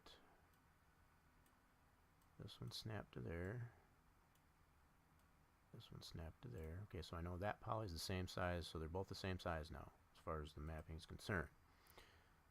So now go like this, go back to polys, and I'm going to shift drag this up to here. Alright, now I'm going to turn that back on, and still wanting to maintain. I'm thinking what I'm going to do is keep this bottom edge of that like that. So that's going to be one thick blue line on here. Okay. Yep. So if I go out of this, yeah, so it'll be one thick blue line right there. Okay. I can always adjust this texture as I go along. So I'm not, you know, I can use a lot of this for references as far as what's, you know, going on with the actual. So this will actually work. I like that so far. So even though I got one thick blue line here and one skinny one, I guess, at the top, instead of two conformed lines, I guess, going through here as it is on the actual building. Whoops. You know, like this. It's got two conform lines. You know, the one's not thicker than the other. That's okay. I can adjust that texture later on. For now, I'm going to leave it that way. Yeah, because I don't even have these. These aren't lined up properly anyway, to be honest, so that's okay. Well, I'm glad you think so. You know, some of this stuff I think tends to get a little bit boring to some people as far as, like, you know, yawn, but it's just like, if you consider, I guess, as far as this is the type of process that happens for a lot of, you know, you see a lot of library that's in games, you know, pick any game or whatever as far as the amount of detail that's in a building or something like that. This is what goes into it, you know, to help, you know, design it, you know, as far as to texture it and get it built and all this stuff. You know, granted, keeping in mind too, I'm making this model relatively very simple. I mean, there's no interior to it, nothing. It's just 3 simple boxes.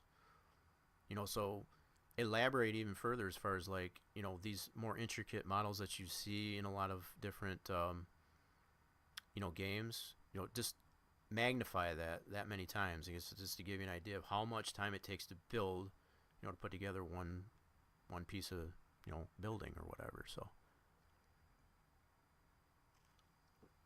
granted, I don't consider myself to be as fast, you know, as far as laying one down. I mean, a more experienced 3D modelist would have had this done already. I've already been gone, you know, granted I've taken a break or two, but they would have probably already had this, you know, this all laid out, mapped, and it would have been done out the door. But I'm trying to go, you know, I'm trying to show, I guess, all the process that goes into as far as getting the model laid out, you know, having something to go by, you know, initially as far as a ground plane, have something to build up from, you know, basically building something out of nothing. So in this 2 hours times, it's actually, you know, explained a lot more than just being, you know, I could have just done it myself. In fact, I did do a lot of it prior to coming onto the stream. And, you know, I already laid a lot of the groundwork out just to kind of take away from, you know, because I could easily drag this out for a good 5-6 hours if I wanted to help explain just all the little intricate details that have to be applied, I guess, as far as doing this type of thing. So that's why I had to go with a simple model, because if I would have made something that was a lot more detailed and intricate, you know, as far as to have like eave troughs and all that kind of stuff, you know, downspouts and elements on the roof and all that kind of stuff, it would have easily been, you know, gone into another stream because it takes that long. You know, and that's primarily, I guess, the reason why I do these types of streams is just to get people to understand, look, you might be paying $60, I guess, for a game, but understand the detail that's in that sucker and how long it would have taken just to make one element.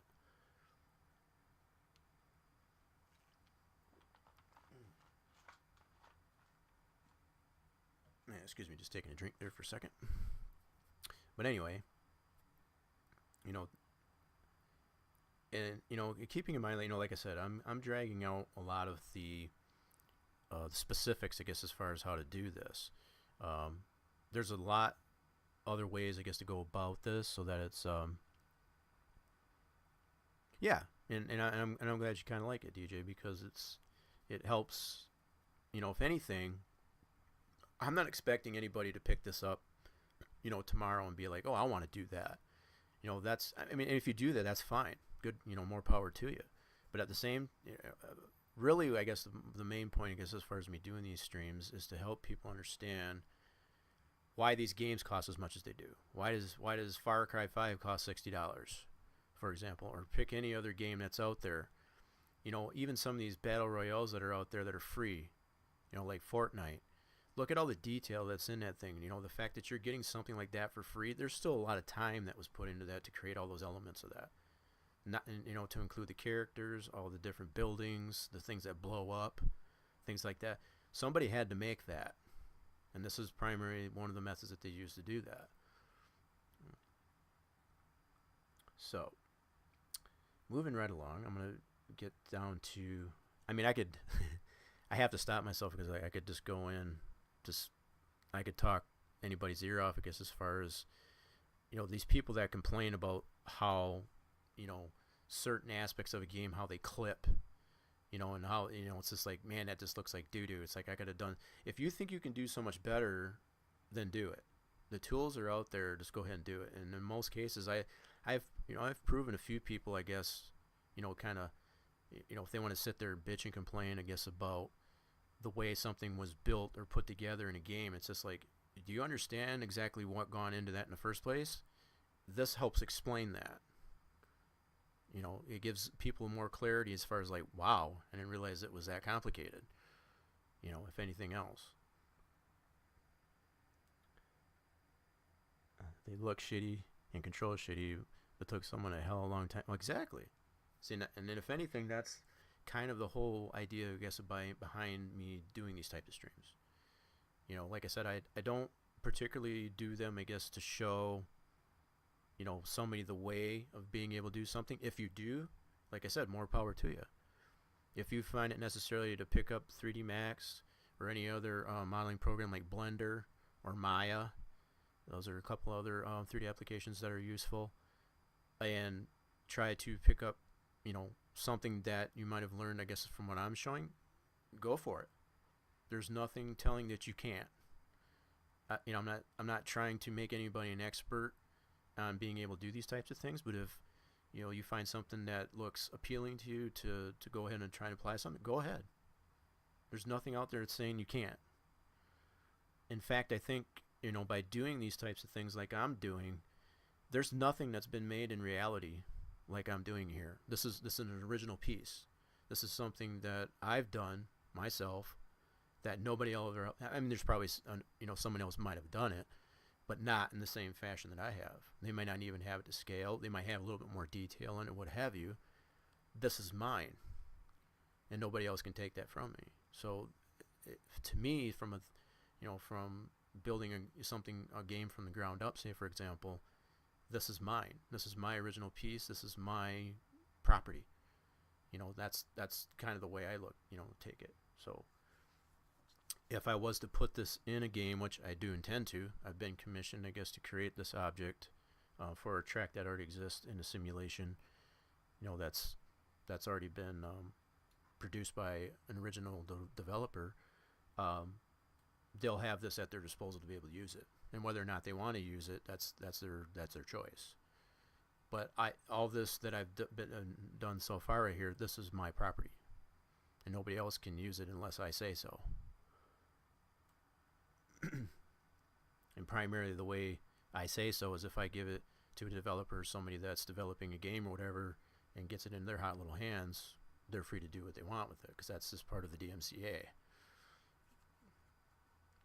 But I won't go into that either. I mean, that's a whole nother topic of discussion. But okay, so trying to stay on track of what I'm doing here. I don't want to lose sight of that. I mean, I could, like I said, I could talk anybody's ear, I guess, about that type of stuff. But it just kind of irritates me in a way as far as how people tend to bash the, how certain elements in a game have been constructed poorly. For example, and a lot of it does sometimes come down to just laziness of the modeler themselves. They just didn't want to just whip something together really fast and didn't pay attention to what they were doing. And then it does end up sometimes being true as far as like it just looks like doo-doo because they didn't take their time. See, I'm kind of more OCD when it comes to, I want everything to be perfect. Yeah, I'm not happy unless it's perfect. So as far as like scale, as far as like having, using common building practice, like I mentioned earlier, as far as to have something that is representative of what would be applied in common building practices. So the fact that these wings are 2 stories tall, this is 6 stories tall, the depth and all that stuff is all the scale as far as the actual building that exists in reality. You won't necessarily get modelers that'll do this extent all the time. They'll just look at it by eyeball and say, and they might use certain aspects of common building practices, but it won't be perfect. And I've actually in my past, as far as being able to break down models that have been built by other modelers and be like, wow, they were way off on this, and in some cases it's extremely off. It's just like they just totally went by eyeball as far as like, just looking at a photo, like from a certain perspective and be like, yeah, it needs to be that big, and it's like, not even close, dude. And whether or not they had a SAT image to go by like I do in this case, you can't necessarily determine that. But you shouldn't necessarily be quick to ridicule, I guess, a 3D modeler as far as when they put something in there. If they didn't have, enough information to go by, they just guessed.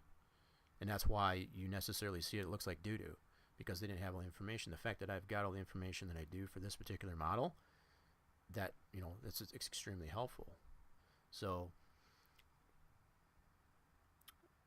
I'm going off on tangents here, and I don't necessarily want to do that. So I got lost. Okay, I wanted to map this side here. So let's do that. We've already got this one where I want it. See, and I'm trying to remember what the heck I was thinking of when I did this split of the polys on this side, because I didn't do that on the front of the back. I mean, I did it so quick, it's just kind of stupid, but I'm just going to go ahead and roll with it. Not even going to worry about it, because what's going to happen now, the fact that I don't have the split and the poly on this side, these aren't going to line up properly. Again, in theory, but I think that's necessarily what's going to happen. And I don't know if that's going to cause me a problem or not. So I'm just thinking in my head. Don't mind me. Okay, so I've got that poly selected. I need to go into my edit UVW And I need to go back into... Alright, why is it not?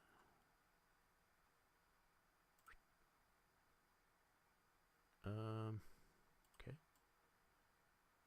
What is going on there? Hold on a second. Okay, so I got that poly selected.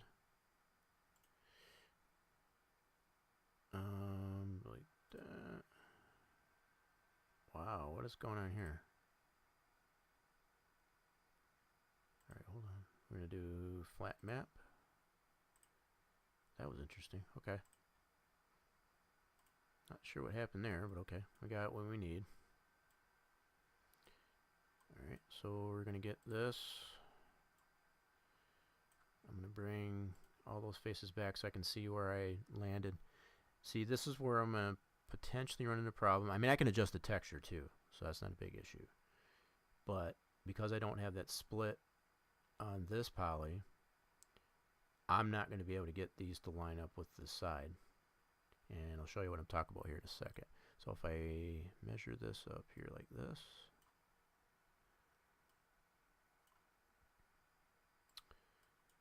alright, so we want to freeform scale this to here.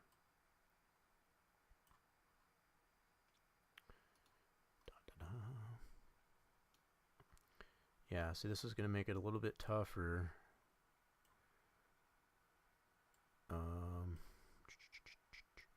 I may be able to... Yeah, let me see if I can do that. I'm going to go to vertexes here. Go into this tool. And I'm going to see if I can grid snap. That's what I thought. Sucker. I figured it was going to do something like that. Come on, snap. You dirty rat. Okay, hold on. Yeah, because it doesn't know. You can't calculate where to snap that. That's what I was afraid of. Okay, so let's see if I can get that. Let's do a Control Z, get it back. There we go. So get it all the way back. Alright, so I'm going to do this. I might have to go back into polys. Freeform this. I want to get this as close as I can to the height of these two. And then go from there. So let's, whoops. Control Z. Alright, now we're going to go into vertexes. Whoops. Just the one. There we go. Okay, that's a little better. Hoping this will work like I think it will. Gosh darn it. Yep, it's doing it there too. Okay, so no problem. Oop. Shoot. Alright, hold on. I think I messed this up. Yes, I did. Damn it. No problem. I can snap that back here. Oh, come on. Seriously?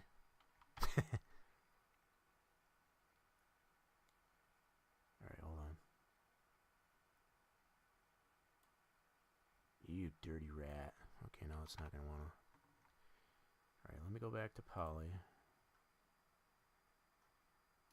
I don't know why it's doing that, but the thing with the grid snaps utility, I guess, for this part is the fact that it tends to average. So if the fact that there's a vert here and one up there doesn't know which one to go to, that's why it's kind of getting funky. So, and I guess that's to be somewhat expected. But let me go ahead and try this. Go back to vertex. Alright, and let's see if we can snap that. Oh, come on. You dirty son of a gun. Alright. Don't know if that's going to let me do it or not.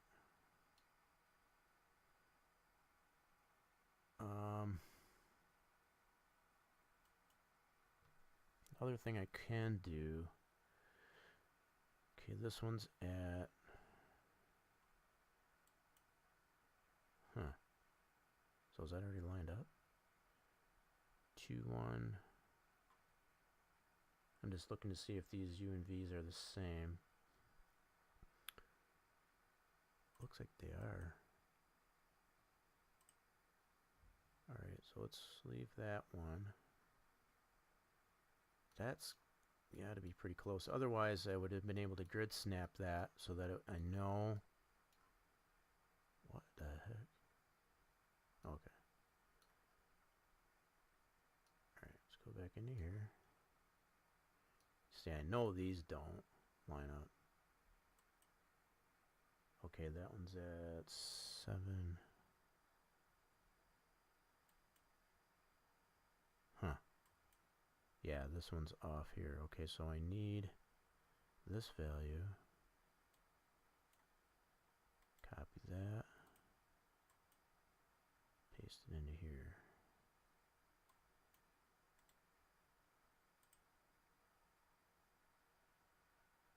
Okay. Yep, so I can still see that's off. Let me try the V. Copy that here.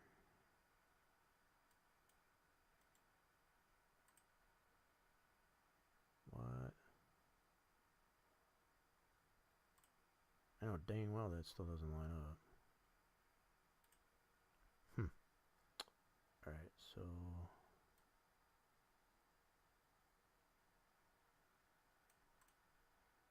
dang it. Okay, Control Z. Alright, we're gonna try to beat the fact that I can't get it to grid snap. I'm just trying to line that up as close as possible.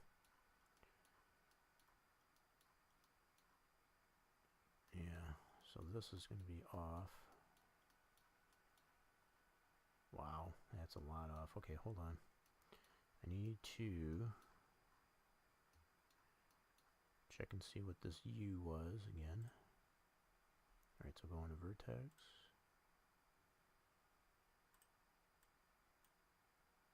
Alright, so I'm going to copy this down here.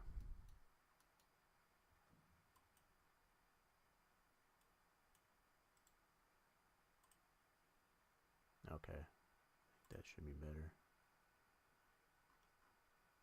Alright, so at least I know vertically it's like that, but I know.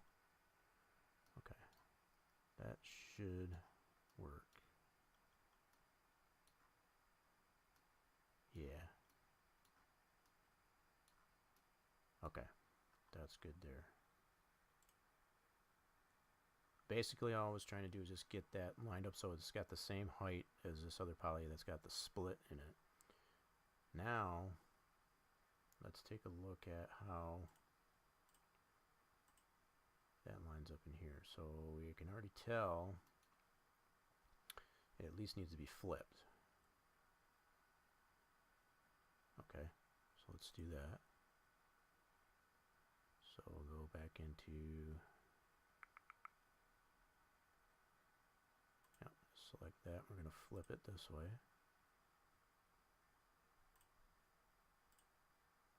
Yep, see that is going to be off only because, and that's okay. That's fine because I can change the texture.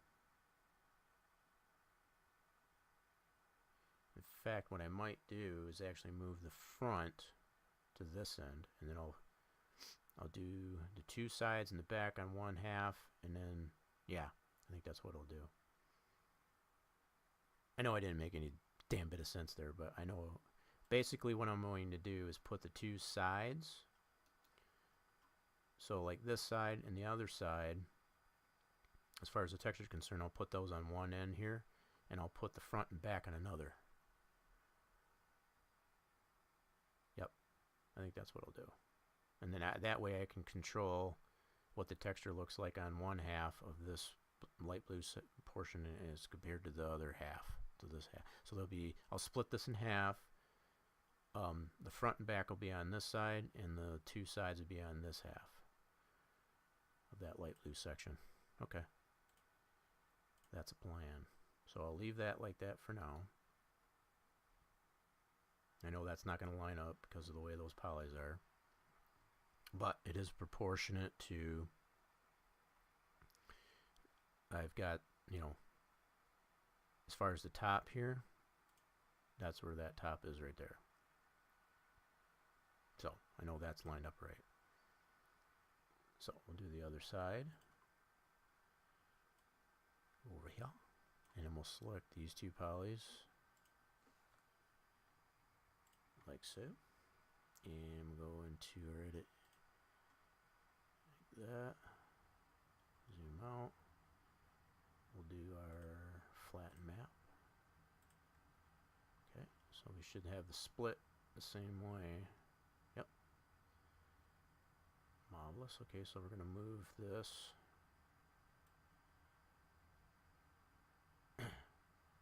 You know, and I just said, right, keep that there for a second.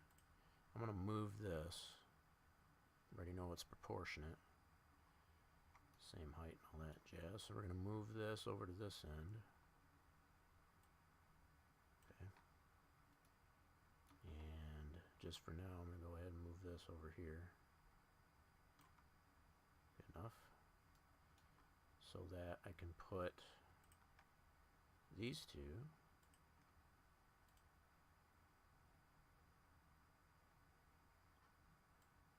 into here. So I'm going to bring that back so I can see where I've got those two at. So I need to scale down this. Okay. Yep. So I don't want it to overlap what I've already got. Whoops. What I've already got, I don't want that to touch what's already here. That's already used by that those two polys. So I'm going to move this. Whoopsie. Damn it. There we go. So, okay. I'm hoping maybe I can grid snap those. Hoping.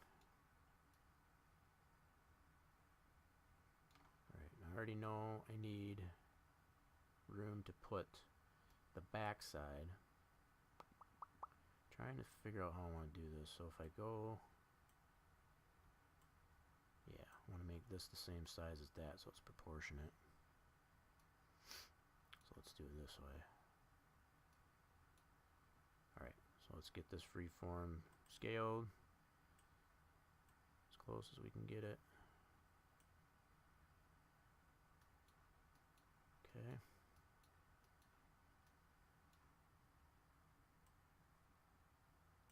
Alright.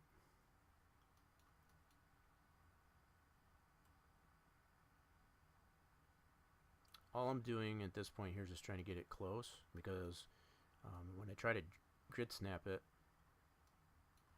I don't want it to be so close that I select the wrong vert.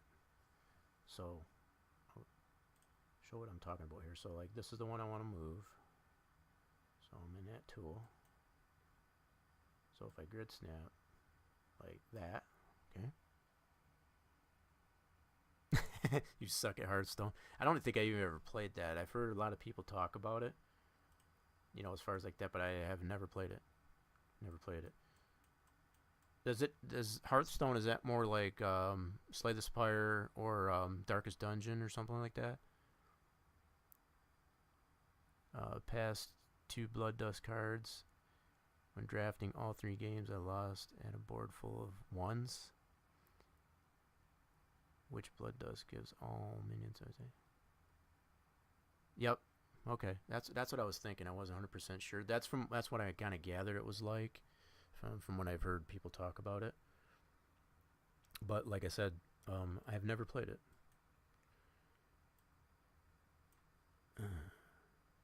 Basically, I passed the win the game card 3 times. Oh, rip. Oops. Feels bad, man.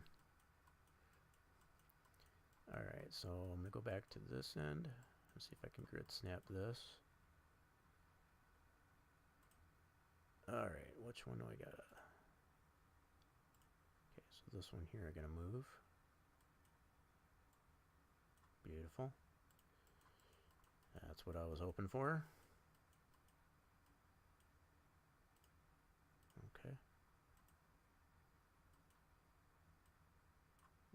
So now that should be proportionate. Now I'll get the top one here. Okay. Oh, it's always got to be one. I'm telling you. Control Z. Zoom in on that. Let me see. Sometimes if you zoom in a little closer. Snap right, you sucker. Alright. Let me go back into polys. Shoot. Alright, let's do this. What in the hell? There we go. Alright, let's see if I can move this one independently. We'll get this working. More than one way to skin a cat. Alright.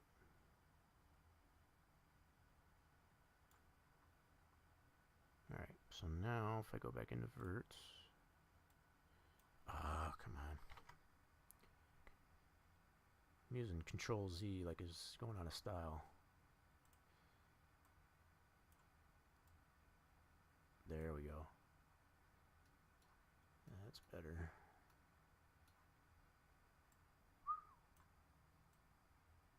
Yep, perfect. That's what I needed. Alright. Okay, so just to make sure I'm doing the right one. Yep. Don't want to be moving the wrong vert. Okay.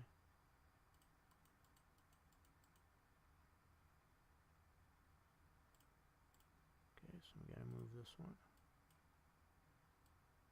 Perfect. There. Now I know those are perfectly aligned now. Now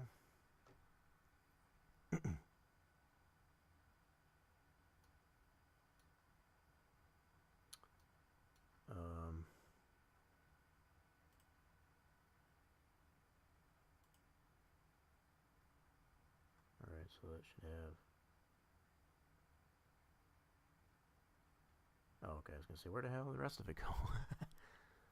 Freaked me out there a little bit. Alright, so now I've got, if I did this right, alright, I'm on, go like this. Alright, so now I should be able to shift drag this out of the way here, over there. There we go. Leave some padding. So now I've got those two sides equally sized. So those match and they're proportionate. So as far as the size of that and where it's lined up on the lines of the texture, that should be perfect. One thing I did was just slide it over so it's not using the same space. I don't want to do that. I want to use the part of the texture that's not used yet as far as the polys are concerned. Okay. Thirsty today. Alright, so we're going 2 hours and 15 minutes into the stream. And we're getting some things done. So that's good.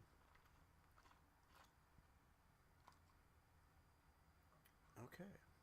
So, what I have now, just to summarize, I have the front side of that building.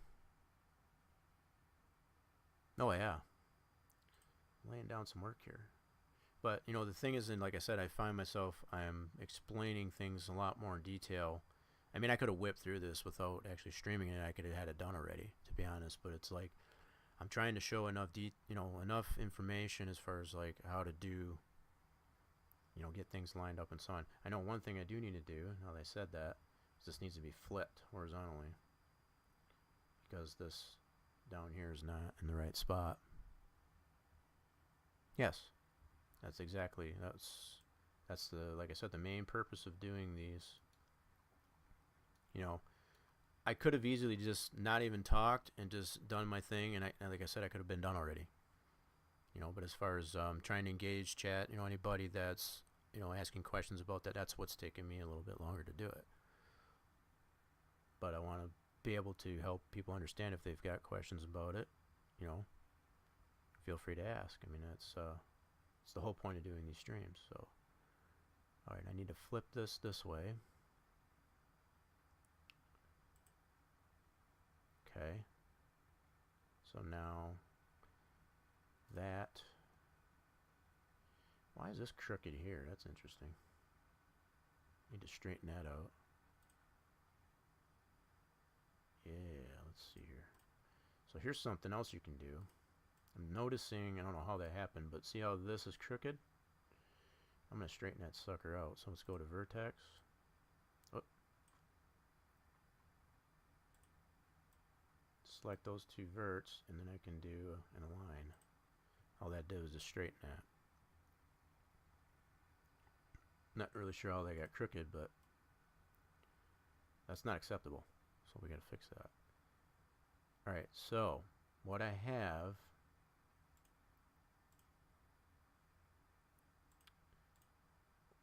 okay, this bottom poly, yep, so if I zoom in on this, the very top of that bottom poly, you know, that sounds confusing, but this is the poly, this one that's highlighted here, it's got this dark strip on the top of it. So if I look at the texture, I got that same dark strip at the top of the poly. That's how I know that's lined up and oriented correctly. Now for the other poly, I've got this dark strip here on the bottom of that poly, which is right there. So here's the edge of the poly, that green. Let's see if I can zoom in a little bit more. So that dark poly plus a little bit of blue space there is the same as what I got here. Now if I look on the other side, I'll just turn this around a little bit. It should have the same deal. In fact, now that I say that, I made that one solid strip. Oh, I know what I didn't do. I didn't flip. Okay, never mind. I scratched that. I do know what's correct so far, but that's got to be one solid blue strip there. Okay, so I think, alright, hold on, let me look at this again. Alright, let me bring the other polys back. Alright, so do I have a small strip? Oh, lunchtime, huh? It's kind of a late lunch there, huh? Have fun with that, though. We'll still be here, I guess, if you decide to come back. Alright, so I'm wondering if I'd have that same... Better look at that a little bit closer.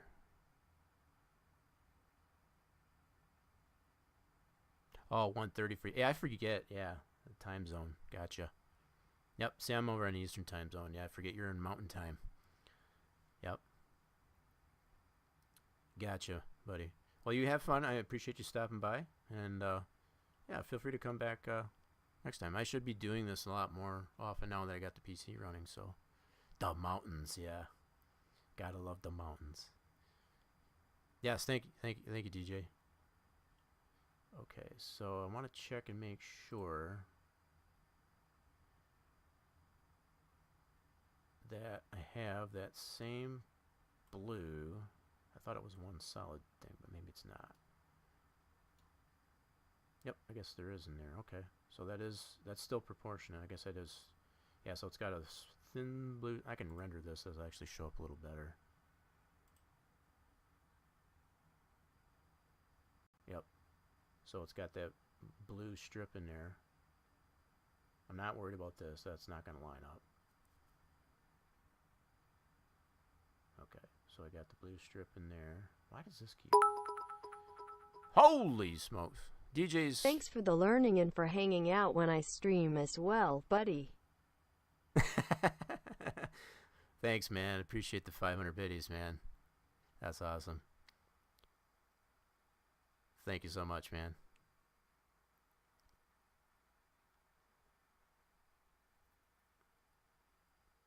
Peace, buddy.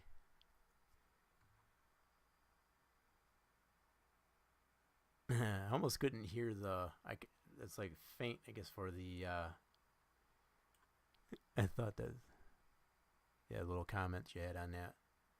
I gotta check that now that I think of it. That was weird. I don't know why that didn't come out any louder.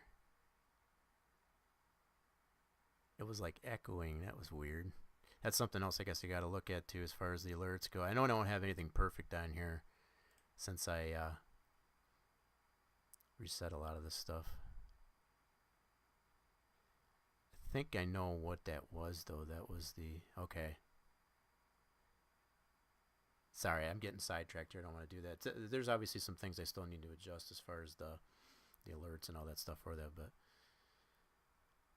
oh, at least I know it works to a certain extent there. That's pretty cool.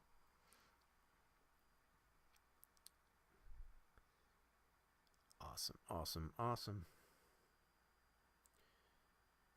Okay, so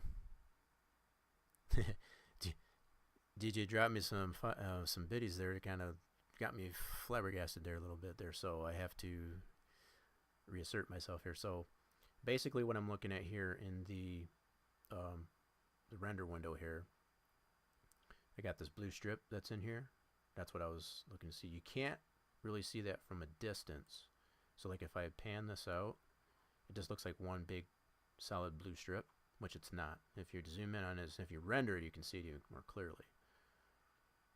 The render is going to be like, you know, like true to itself, I guess, as far as what it's actually going to look like if you were to export it out, I guess, as a usable model.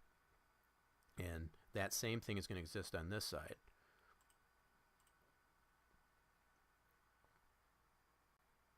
See, it has that same light blue strip in between there. So it's not one solid dark blue strip.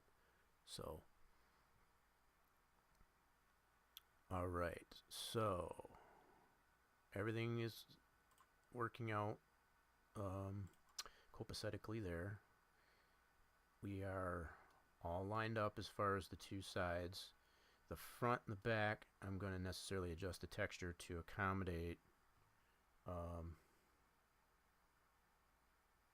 yeah, that's going to be different. Seeing what's really wicked, I guess, about how this building is. So you can see it has that same, yeah, so that's something I'm going to have to deal with. I'm going to go ahead and just get it all mapped, and I can deal with it post-fact. But yeah, it does have that same line, should necessarily wrap around, and it's on the front side of the building too. So yeah, that's something I'm going to necessarily need to deal with as far as to get this to match on the sides as well as in the front eventually. So alright, we're going to go with that for now. We can mess with that afterwards. Won't worry about it right now. We're just getting this initially mapped. There's going to be a lot of adjustments to be made in the mapping itself. Not a big deal. It's totally fixable. All right, so let's get this side. Zoom out here, and we're going to do flatten map on this as well. This should be the last side. Wait a minute, what else do we have here? Huh. Still got something. Oh, that would be the roof. Okay, never mind. So what I was wondering what this piece was here. That's going to be the roof. So we haven't done that yet. So we got the roof to do yet. Okay, so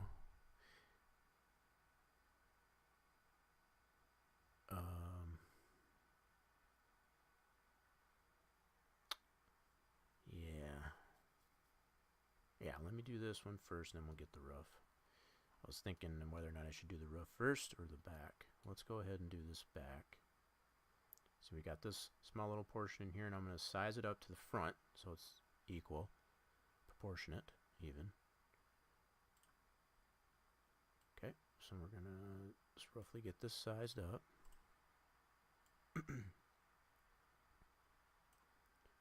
Alright, so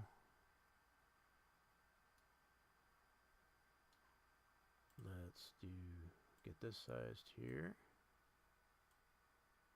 And then what I'll do is I'll overlay this on this one here.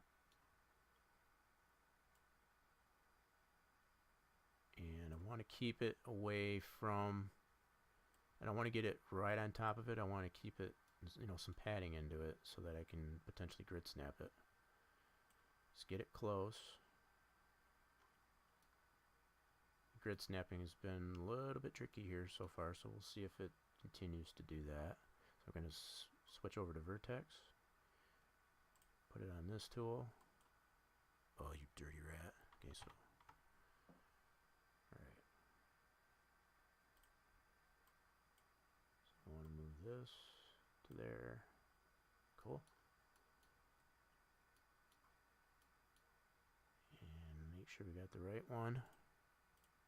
Should be this one here. Okay.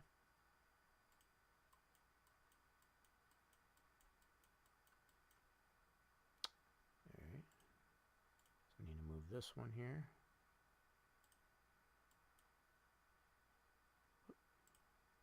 Yeah, see, this is the difference between using this move tool. You don't get as much preciseness, and when you use this one, you can put your little cross arrow right in the middle of this here, and it's a lot more precise. A lot more precise. Okay, so select this here. There we go. So now I know that's the same size. So now I'm going to click that off, go back to polys, and then just shift drag this over to this area that's not used. Right over here, like so. So we know that lines up with this one here, but it's in its own area where the texture's not touching anything else. It's just keeping that padding, as I mentioned earlier, as far as if and when you want, if you wanted to apply, which I may or may not apply ambient occlusion to it, which applies the real-time shading to it. There are a lot of games, simulations, what have you, that already have their own built-in shaders that'll apply the appropriate amount of shadow and shading or whatever to an object. But even with that, a lot of times it does require to apply some level of shading, I guess, to the texture itself, you know, to help enhance, I guess, you know, different aspects of it, as far as, you know, be it indentations or reliefs or whatever that exist on the building, to include, you know, protrusions and what have you. So whether or not this will see those types of aspects applied to it is still yet to be seen, but I want to leave it open to the idea that it could potentially be done. So that's just something to consider, I guess, when you're putting a scratch built model, I guess, together, to consider all those types of, you know, adding those. Even if you don't at all, you want to leave yourself some room to be able to do so if you decide to. That way you don't have to go ahead and adjust everything, I guess, to accommodate it later on. Okay, so just checking a few things here, making sure stream's still good. All right. Don't want to. All right, so we've got all four sides of this building done. I do need to flip that. I can already tell that. So let's flip this horizontally. There we go. So that should be the same as it is in the front. Okay, so with the exception with the lines that are there, I'm going to redo those in the texture. In fact, if I wanted to, what I might necessarily do is deal with that after I get everything mapped. I'll be able to produce a wire map of it and actually apply it to the texture, and then I can adjust the texture afterwards. So I think I'll necessarily do that after the fact. So I'm not going to be concerned with how everything necessarily does or doesn't line up in comparison, you know, like how this front doesn't line up with the sides and all that stuff. All we're concerned at this point is just that the orientation of it is correct. As far as where this line is, for example, or this line here, it actually matches what's on the texture. Okay, that's the only thing we're worried about at this point. So the fact that, you know, this was flipped in the wrong direction, we know it's in the right orientation now. So moving forward, if, whatever adjustments we make to the texture, it's actually going to present itself properly onto the model. So that's our primary concern at this point.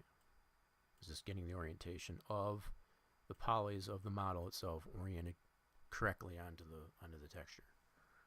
Okay. And that's why we added the numbers to the black roofing, so we can orient these numbers correctly, all in the same orientation onto the model.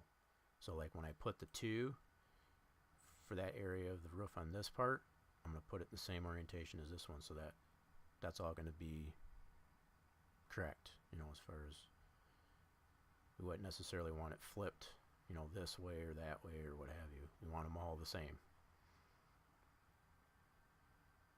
Okay, so with that said, we're going to select the roof like this, and that should be the only piece we got left. So we're going to go mapping, flatten mapping. There we go. And we go zoom extents, and we're going to put that. Okay, now this is probably fair mention too. We don't have, and that's why I kind of put these numbers in the area in the orientation that I did on the texture. Be it the fact that this piece of the building is its own entity, so we are not going to be able to know where we put the roof, the wire for this poly on this building. We're not going to be able to know where we put that in here. So because we got the numbers to go by, that's going to be our rough guesstimate, just to kind of somewhat keep this one off of this that's there. We're going to imagine that that's there, okay? And that's not really that tough to do. And if it ends up, after we collapse this this model together to make it one piece, if it does turn out that these do overlap, they can still be adjusted. It's not a huge problem, but I want to keep them using this number. I can center somewhat. I already know that this is going to be somewhere in this area, but I don't necessarily have any way. I mean, I could go, yeah, if I necessarily wanted to, I guess I could go like this onto here, go into this editor. Okay, and then select this poly. Oops. But it's going to be really tough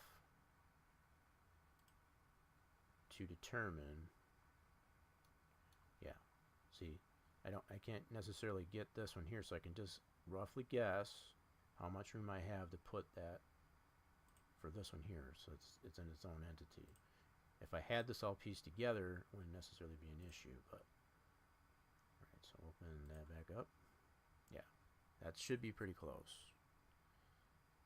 So if I was to imagine where the wireframe was for that poly on that other piece of the building, this should be pretty decent. I'm just using that number as a guide.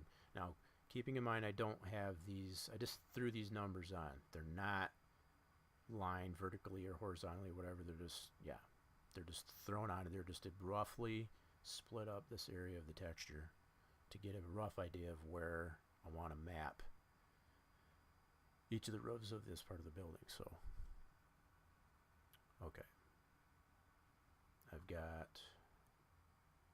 that about where I want it to be. Okay, I'm going to flip this horizontally.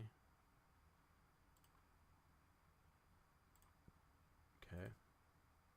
As well as vertically.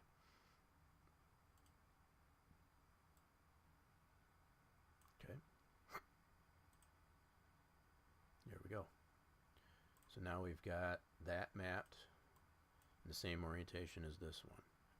And we'll end up doing the same thing on this wing. Okay. So all of that middle section of the building should be mapped properly so far to this point. There's going to be some tweaking to do, like I said, but we're not going to concern ourselves with that at this point. Okay, so now what we need to do is go to this. We already have our unwrap in here because both of these wings were in one piece. So we already got our unwrap modifier in here, so all we need to do is select it. I'm going to do the roof right away, just for the sake of argument. So let's go into here. Okay. So already selected there, and I'm going to do mapping, flatten map, do zoom extents. Alright, so I should be able to turn this off, and that's going to tell me I'm going to make this the same size as the one we did on the other one. Yeah, so just keeping it proportionate with the other wing. So let's size this down, freeform. Okay. Starting to get used to the new mouse a little bit. Just a little bit. Not having to use all these toggles down here as much. So that's alright, so I just got this as close as I can get it. So if I zoom in on this, I'm going to go into vertex. Got grid snaps on. Alright, select this tool. And I want to move this to there. Let's grid snap it. Beautiful. I got a vert right here. How the hell did that happen? Interesting. Huh. Yeah, see, I got a vert right here too. I don't know why I do that. Oh, I think maybe I know why. Not sure. Oh my goodness, what are you doing here? Huh. Alright, hold on. Hold on. Why are you doing that? Alright.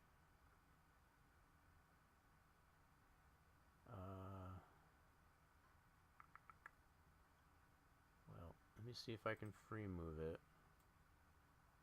Oh, you dirty, rotten thing, you. Oh my. Okay. I'm gonna see if I can freeform this. I don't know why there's a vert here. That's interesting. Interesting. Okay, grid snap. There we go. I don't know why I have a vert right there. What is this vert? Huh. Just like that. Where is that?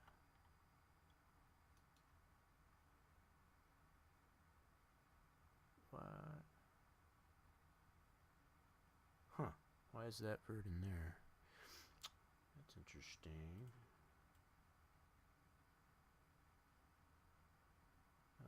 Let's see. Let me turn off the ground plane. Oh.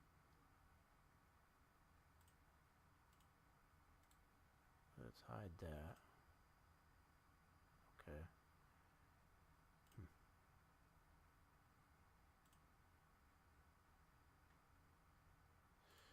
Alright. Yeah, now where's this at? Huh. Why is that? It's not zooming in on it. That vert is in. Hold on. I don't think that's something that I need, is it? Huh. shifting.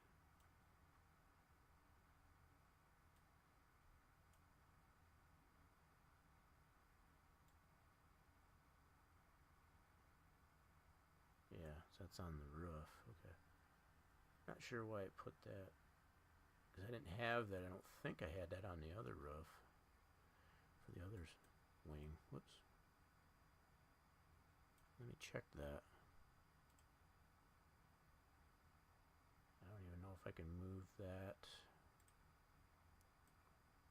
Oh, guess it will. Sweet. Marvelous. Okay, I wasn't sure if that was going to grid snap or not. Okay. Alright, so now that I know that's the right size. Whoopsie. Alright. Gotta go back to this one. Okay. Now I need to shift drag this over to here.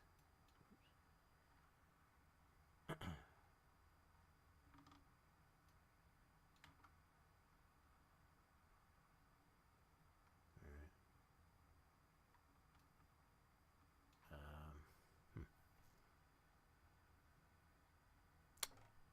Oh, why my shift isn't working. Hold on. What? Alright. There we go. Not sure why it does that sometimes, but that's okay. Alright, so we're going to get this. Now that we know it's the same size as that, so we know those are proportionate, at least anyway. We'll get that roughly over that 3. So we already know we need to... Whoops.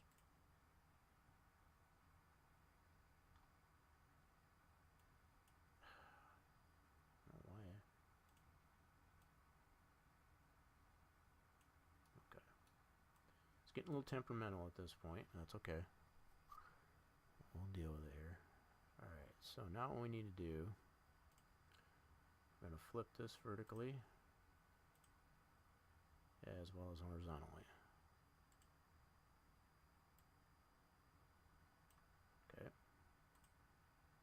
There we go. So, oh snap. Wait a minute. What did I do wrong here? Hold on. Okay, so this is our front. What did I do? Map the wrong one? I did. Yeah, because this one's still got the IKEA on it, so I must have messed that up. I moved the wrong one. Okay, no problem. We can move it back. So, yeah, what I didn't do is turn off the selections here, so I was like, yeah, okay.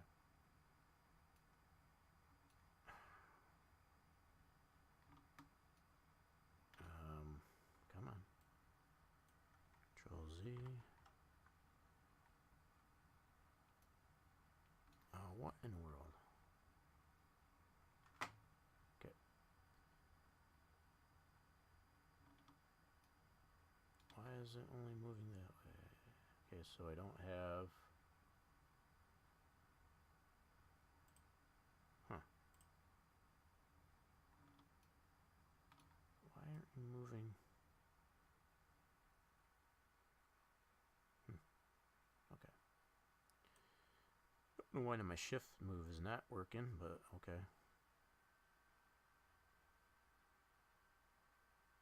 Alright. Now, I need to do... I gotta reorient that.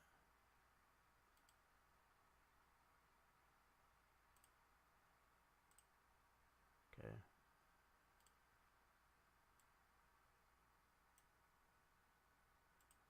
Alright, now we're back to the right way there, so now we're gonna go to this. We got a little discombobulated there, but not a big issue. Okay, now I'm gonna turn that off, because I get the right one there. Okay, so there we go. Now I should be able to shift. Why isn't that working? Goofy darn thing.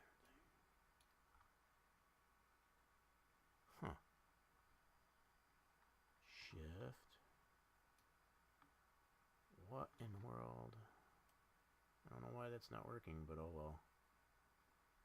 Should have been able to just shift drag that over. I know it's the right size, so I'm not worried about that too much. So if I bring this back, so I know those are both the same size there.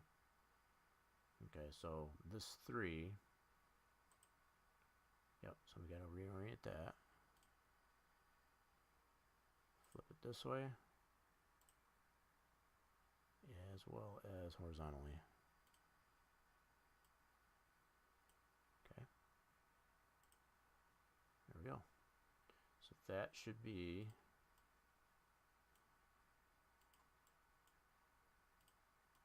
so let's put it on direct top view. So for the sake of argument, this 3 should be more to the left of that entire poly. So if we look at this, that's exactly how that's oriented in here. This 3 is more to the left of this entire poly. That's roughly how we know that's oriented correctly. Okay, so now we've got all of our roof done. Do the other sides. Okay, and I'm going to at least try and take this. So I know we're coming up on 3 hours this thing, so I'm going to at least try and finish up all the mapping to this, so that that'll give everybody a general idea as far as the process of getting a simple model like this mapped. And then moving forward, as far as adjusting the texture, that's the only other thing you'd have to do as far as to get whatever aspects lined up as you need to. So what we'll go and do now is select this poly. Alright, zoom out on that. We'll do our mapping, flat map. Okay, I'm going to only use that one. Go to zoom extents. Okay, now we're going to use this area. We already used this all up in here for the other building. So what I could do is size up. Yeah, let's try this here. So if I wanted to size up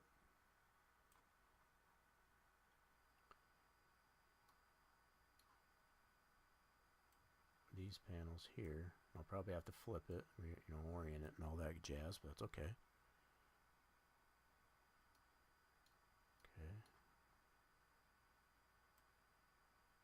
Let's get this close.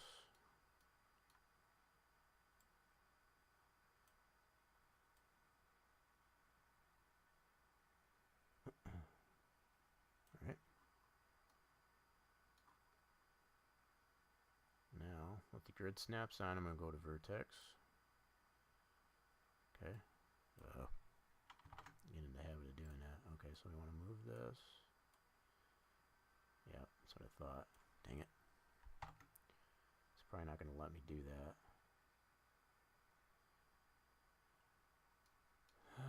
Okay. Sometimes a grid snap can be a bit temperamental.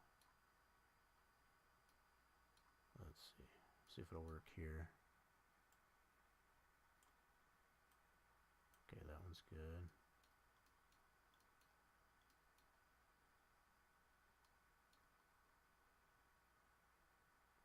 Sometimes just by moving it a little bit closer, it'll work better than being too far zoomed out. So that might be a fair thing to remember.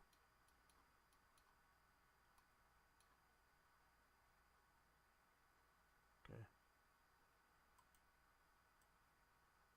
Okay. Yes.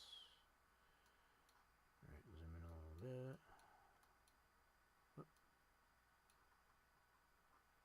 Ooh, got lost in it a little bit. All right. Alright, let's make sure we got that grid snap to the right one. See, we got that little bit of padding between the two too, as well. So this is a different separate poly from this one, so we're making sure that those don't touch. Just leaving that little bit of padding. This might be a little bit extreme, to be honest, but I got plenty of room in the texture to be able to do that, so it's not a super big issue. So I got that all lined up with that, so I'll go back into polys, and I'm going to turn this off. And then let's see if I can't shift drag this. There we go. Down here. Oh, a little too far. There. Now, when I do the other sides, I can just line it up with this one. I can grid snap it to this one. So I know all these for the sides on both those wings of the building are going to be the same size. Okay, so I think the orientation we may necessarily have to adjust. Let's check that out. Yep. So that's this part here has got to be on this end of the poly. Okay. So we're going to select that and flip it this way. Oop. There we go. So that should be oriented correctly. Alright. Alright, so we'll go ahead with this poly, just move right along. We're going to mapping, flatten map it, and zoom extents. Alright, we're going to bring back other faces, which gets us roughly freeformed. Let's move it up into here, and we'll get this sized up. This one.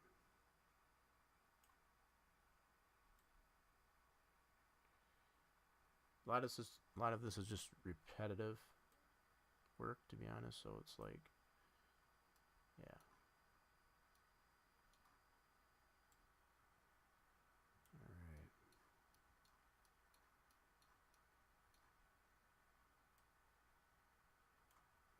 Okay.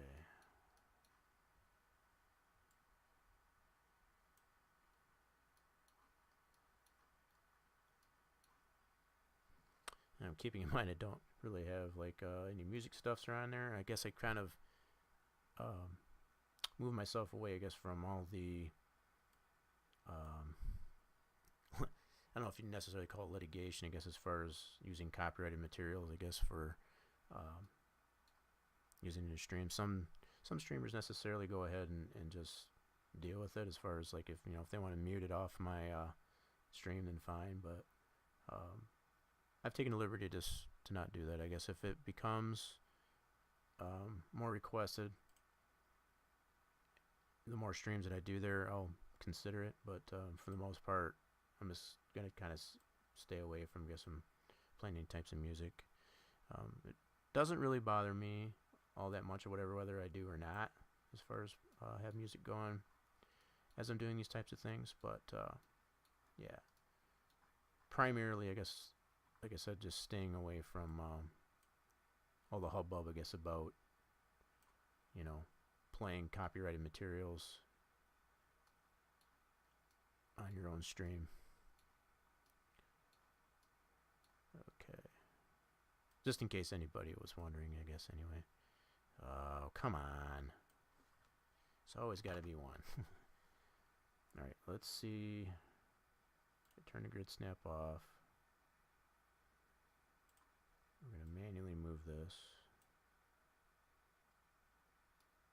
Alright. We'll get it to work. Son of a gun, anyway. There we go. Be kind to me.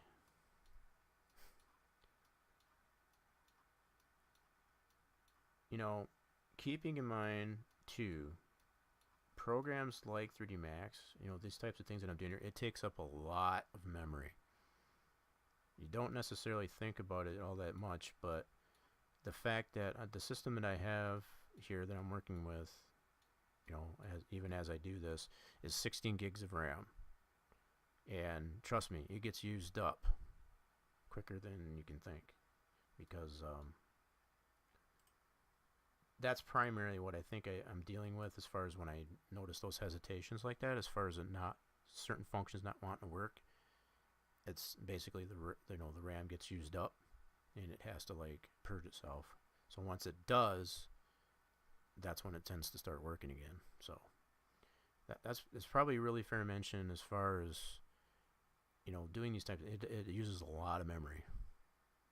It's a very resource hungry type of application. So let me see if I can grid snap this without.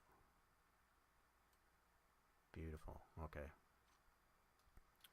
Lovely. Okay, so go back into polys.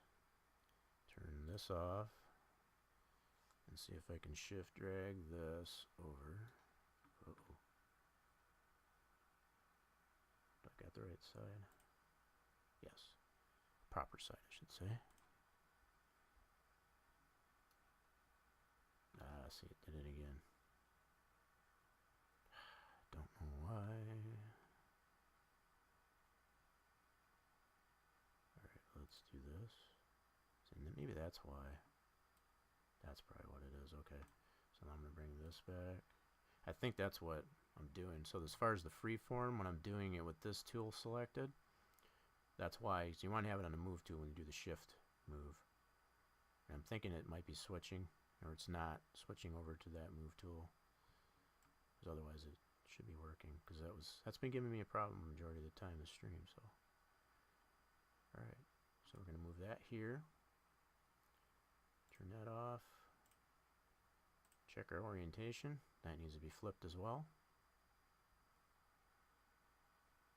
Okay, so we'll do that. Select that and flip it this way. Deselect it. There we go. So that's that side done. So I'll move to the back side. We're getting there. Got two more sides. We got this back side and then that little sliver right up in here. Okay, so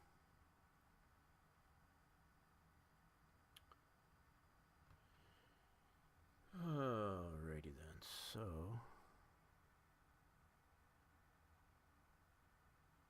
yeah. Zoom out on this. We're gonna do our map, flatten map. Okay, zoom extents. Bring our other ones back.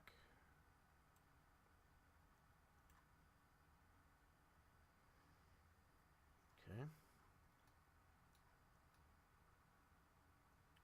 Let me get this freeform.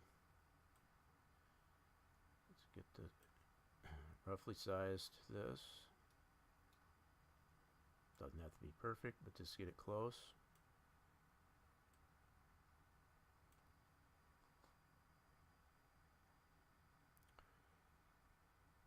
Alright, let's get a little closer.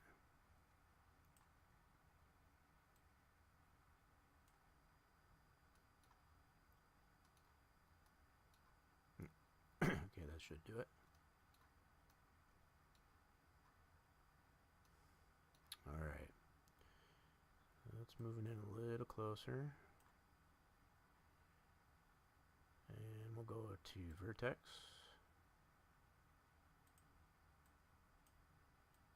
Okay. I still got the grid snap on. That's what's allowing that, when I select this, to move that. Snaps it right to that other vert there. This way I know I'm sizing that up to the same size as the other polys. So there's no rigidness, I guess you could say, you know, from one poly to the next. We know they're all the same size as far as the mapping is concerned. This is what's going to ensure that the lines that we have on here to line everything up is going to be consistent. Okay, so shut those off. We're going to shift drag, make sure we're in here. Shift, seen it's still doing that. Crazy. Nope, so I guess that wasn't it. Huh. Interesting. Alright, Control Z. I'll be darned.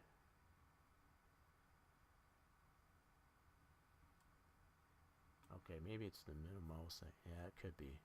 I'm using the middle mouse. That's what it is. I'm still getting used to the mouse. Okay. That's probably what it is. I think I'm doing the middle mouse instead of the left click. It's one of those two things anyway. Okay, so let's bring those back. There we go.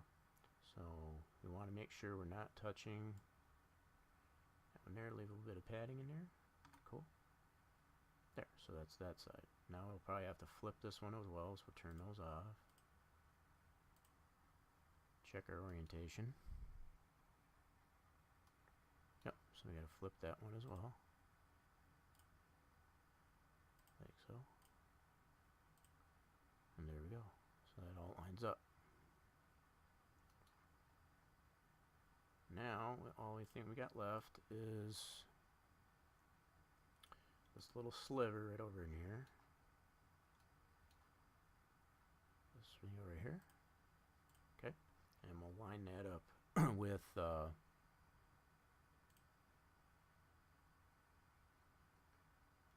yep, so we'll do mapping, flat map, zoom extents, there we go. And we'll bring everything back. We're going to line that one up with this one here. And then just move it down to here. So we can even get that oriented on this piece here before we move it down there. Okay, so let's size this up here.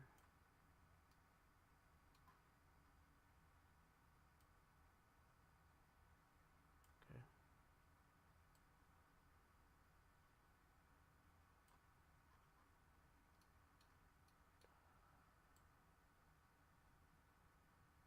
There we go.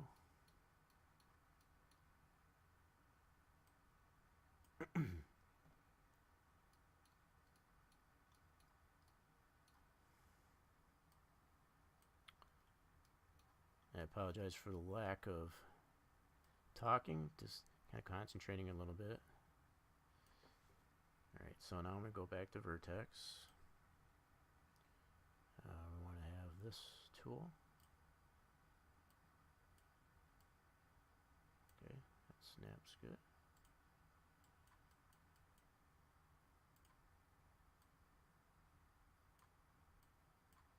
Cool, so far.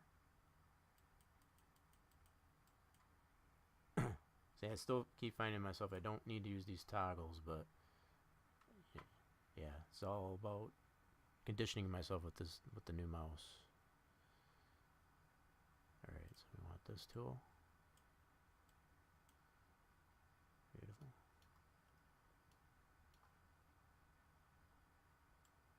And this vert.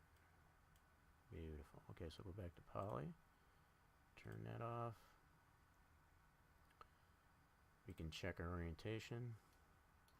Okay.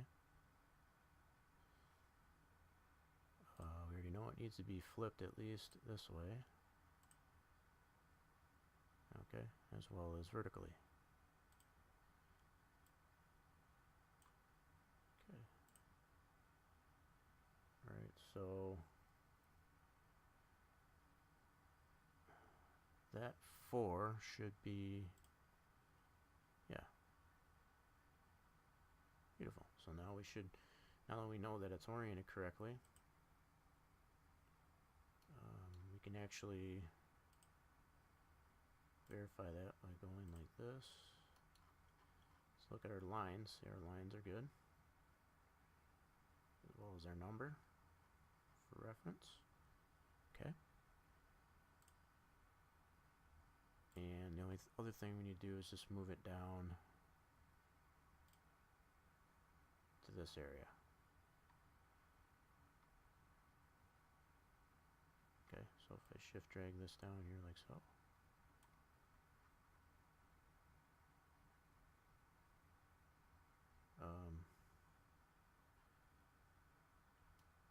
Okay, there might be a little bit more adjustment. Let me check that. Might need to move it up or down.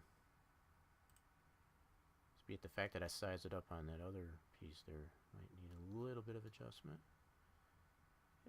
Just a tad, not too much.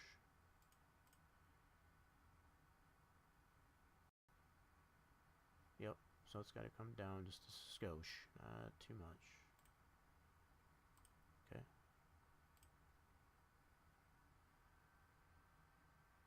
Alright, so we'll do, move it down just a tad. Oop, actually I think it needs to go the other way. I think I went the wrong way. I did, okay. No problem. So we'll select that again. We actually got to go this way. Okay. Go ahead and render that, because that'll show us what it'll be like in real life. There we go. That's better. Much better. Okay. So, that is, in a nutshell, how to get a simple box object textured, laid out to scale, what have you, as much as I can really explain. So, be it the fact that we're slightly over 3 hours into the stream. Yeah, I'm going to cut that a little bit shorter, because otherwise I could go probably another good 3 hours, I guess, just tweaking everything out as far as to get the textures, you know, between the front and the back and all that stuff, you know, lined up, you know, adjust this area and all that stuff. I'm not going to do that. I think this should help explain, I guess, at least minimally, as far as what is necessarily involved with trying to do something as simple as this. You know, if you were to consider doing something a little bit more intricate with a lot more detail in it, you can obviously, you know, pretty well tell how much is going to be involved in it. I tried to make this as simple as possible to show, you know, potentially what it would take to lay something out as simple as this. So if you were to try and do something that's a little more complex, I know I'm sounding like, you know, being redundant and stuff like that, but there's a lot that goes into making these types of elements like this, as far as things that you see in different types of games, you know, buildings that you're able to walk through. This doesn't even have an interior. So the fact that it's just an outside, that the only thing you're going to see is just what you see here. You know, so it's like if I was to render this, you know, and you were to put this into, you know, into a game or into a simulation, that's all you're going to see is exactly that. You're not going to see anything else. You're not going to be able to walk in it. You're not going to be able to interact with it. Nothing. So, just a simple model. You know, as far as it, you know, combining this all together and being able to, you know, put it into something, you know, whatever it happens to be, whatever game, if you're building a game from the ground up, it's sky's the limit. I mean, you can put it in practically anything from this point. You can save it in whatever format that you need to, so that it can be used in those different simulations or games. And yeah, you know, it's hopefully, I guess this gives people, you know, anybody that's watching, I guess, a good idea of what you might be looking into. You know, what would be involved, I guess, with doing something like this. And like I've said before, you know, I could necessarily try to do this myself off stream, done by myself. I could have had it done in half the time, easily, without you know, trying to explain, I guess, everything. But I tried to include as much information as possible, just to give people an idea of, if anything, just an appreciation for what actually goes into making something even as simplistic as this. So, with all that said, I'm gonna keep it simple. Well over 3 hours, I guess, into this. Be it the fact that I have, this is my first time streaming, you know, in over 2 months. due to some things that have happened over in real life, that I'm hoping to be able to do these on a more frequent basis and a more consistent basis. Not 100% sure yet as far as what that schedule is going to be. I would like to be able to probably keep these on a Monday and do like a 3D modeling Monday, possibly. If nothing else, the time slot to which I normally do this types of things is on Saturday. And had originally dubbed that as a Spline Design Studios Saturday, which is my primary group that I spend most of my time in 3D modeling. There's plenty of, we got a website that's available, that's www.splinedesignstudios.com. If you find it necessarily to want to check out what we've got going there's not a whole lot of content there right now, but if you necessarily care to want to check that out, please do so. In fact, we do have a little bit of a shout out for ourselves. I know what it was. I can't remember if it was Info 1 or Info 2. Just let me put this out here really quick just to kind of give. Alright, which one did I change it to? Say I've got so much stuff changed here, so give me a minute. Want to make sure. Oh, okay, I see what I did. Yeah, see, I changed a couple of things with my. Alright, so yeah, between that and make sure these are working properly. There we go. So that's necessarily our Facebook group. I guess I didn't make one for our website, but like I mentioned, the website that we do have available is www.splinedesignstudios.com. So please feel free, I guess, to check that out. Like I said, there's not a whole lot of content there as of yet, but that's hopefully soon to change.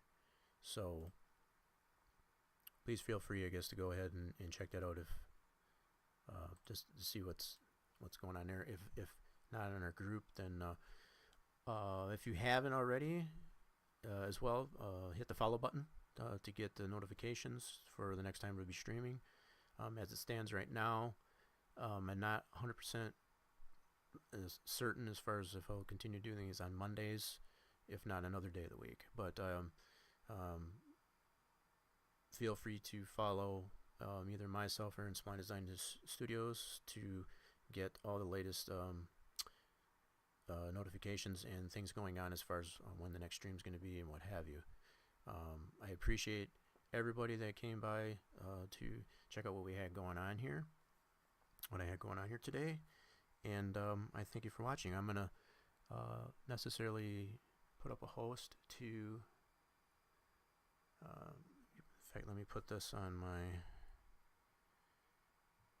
raid screen here, and necessarily what I will do, I'm not gonna necessarily gonna raid, but I'm just gonna host somebody. I just figured I'd put this on the screen here. I want to thank DJ Spain Plays, I guess, for the drop of the 500 biddies. I know we had a couple of hosts by between Forest Child and Red Rival. Appreciate that very much, and look forward to doing this a lot more for everybody. So thank you for watching. Stick around, I guess, for the host.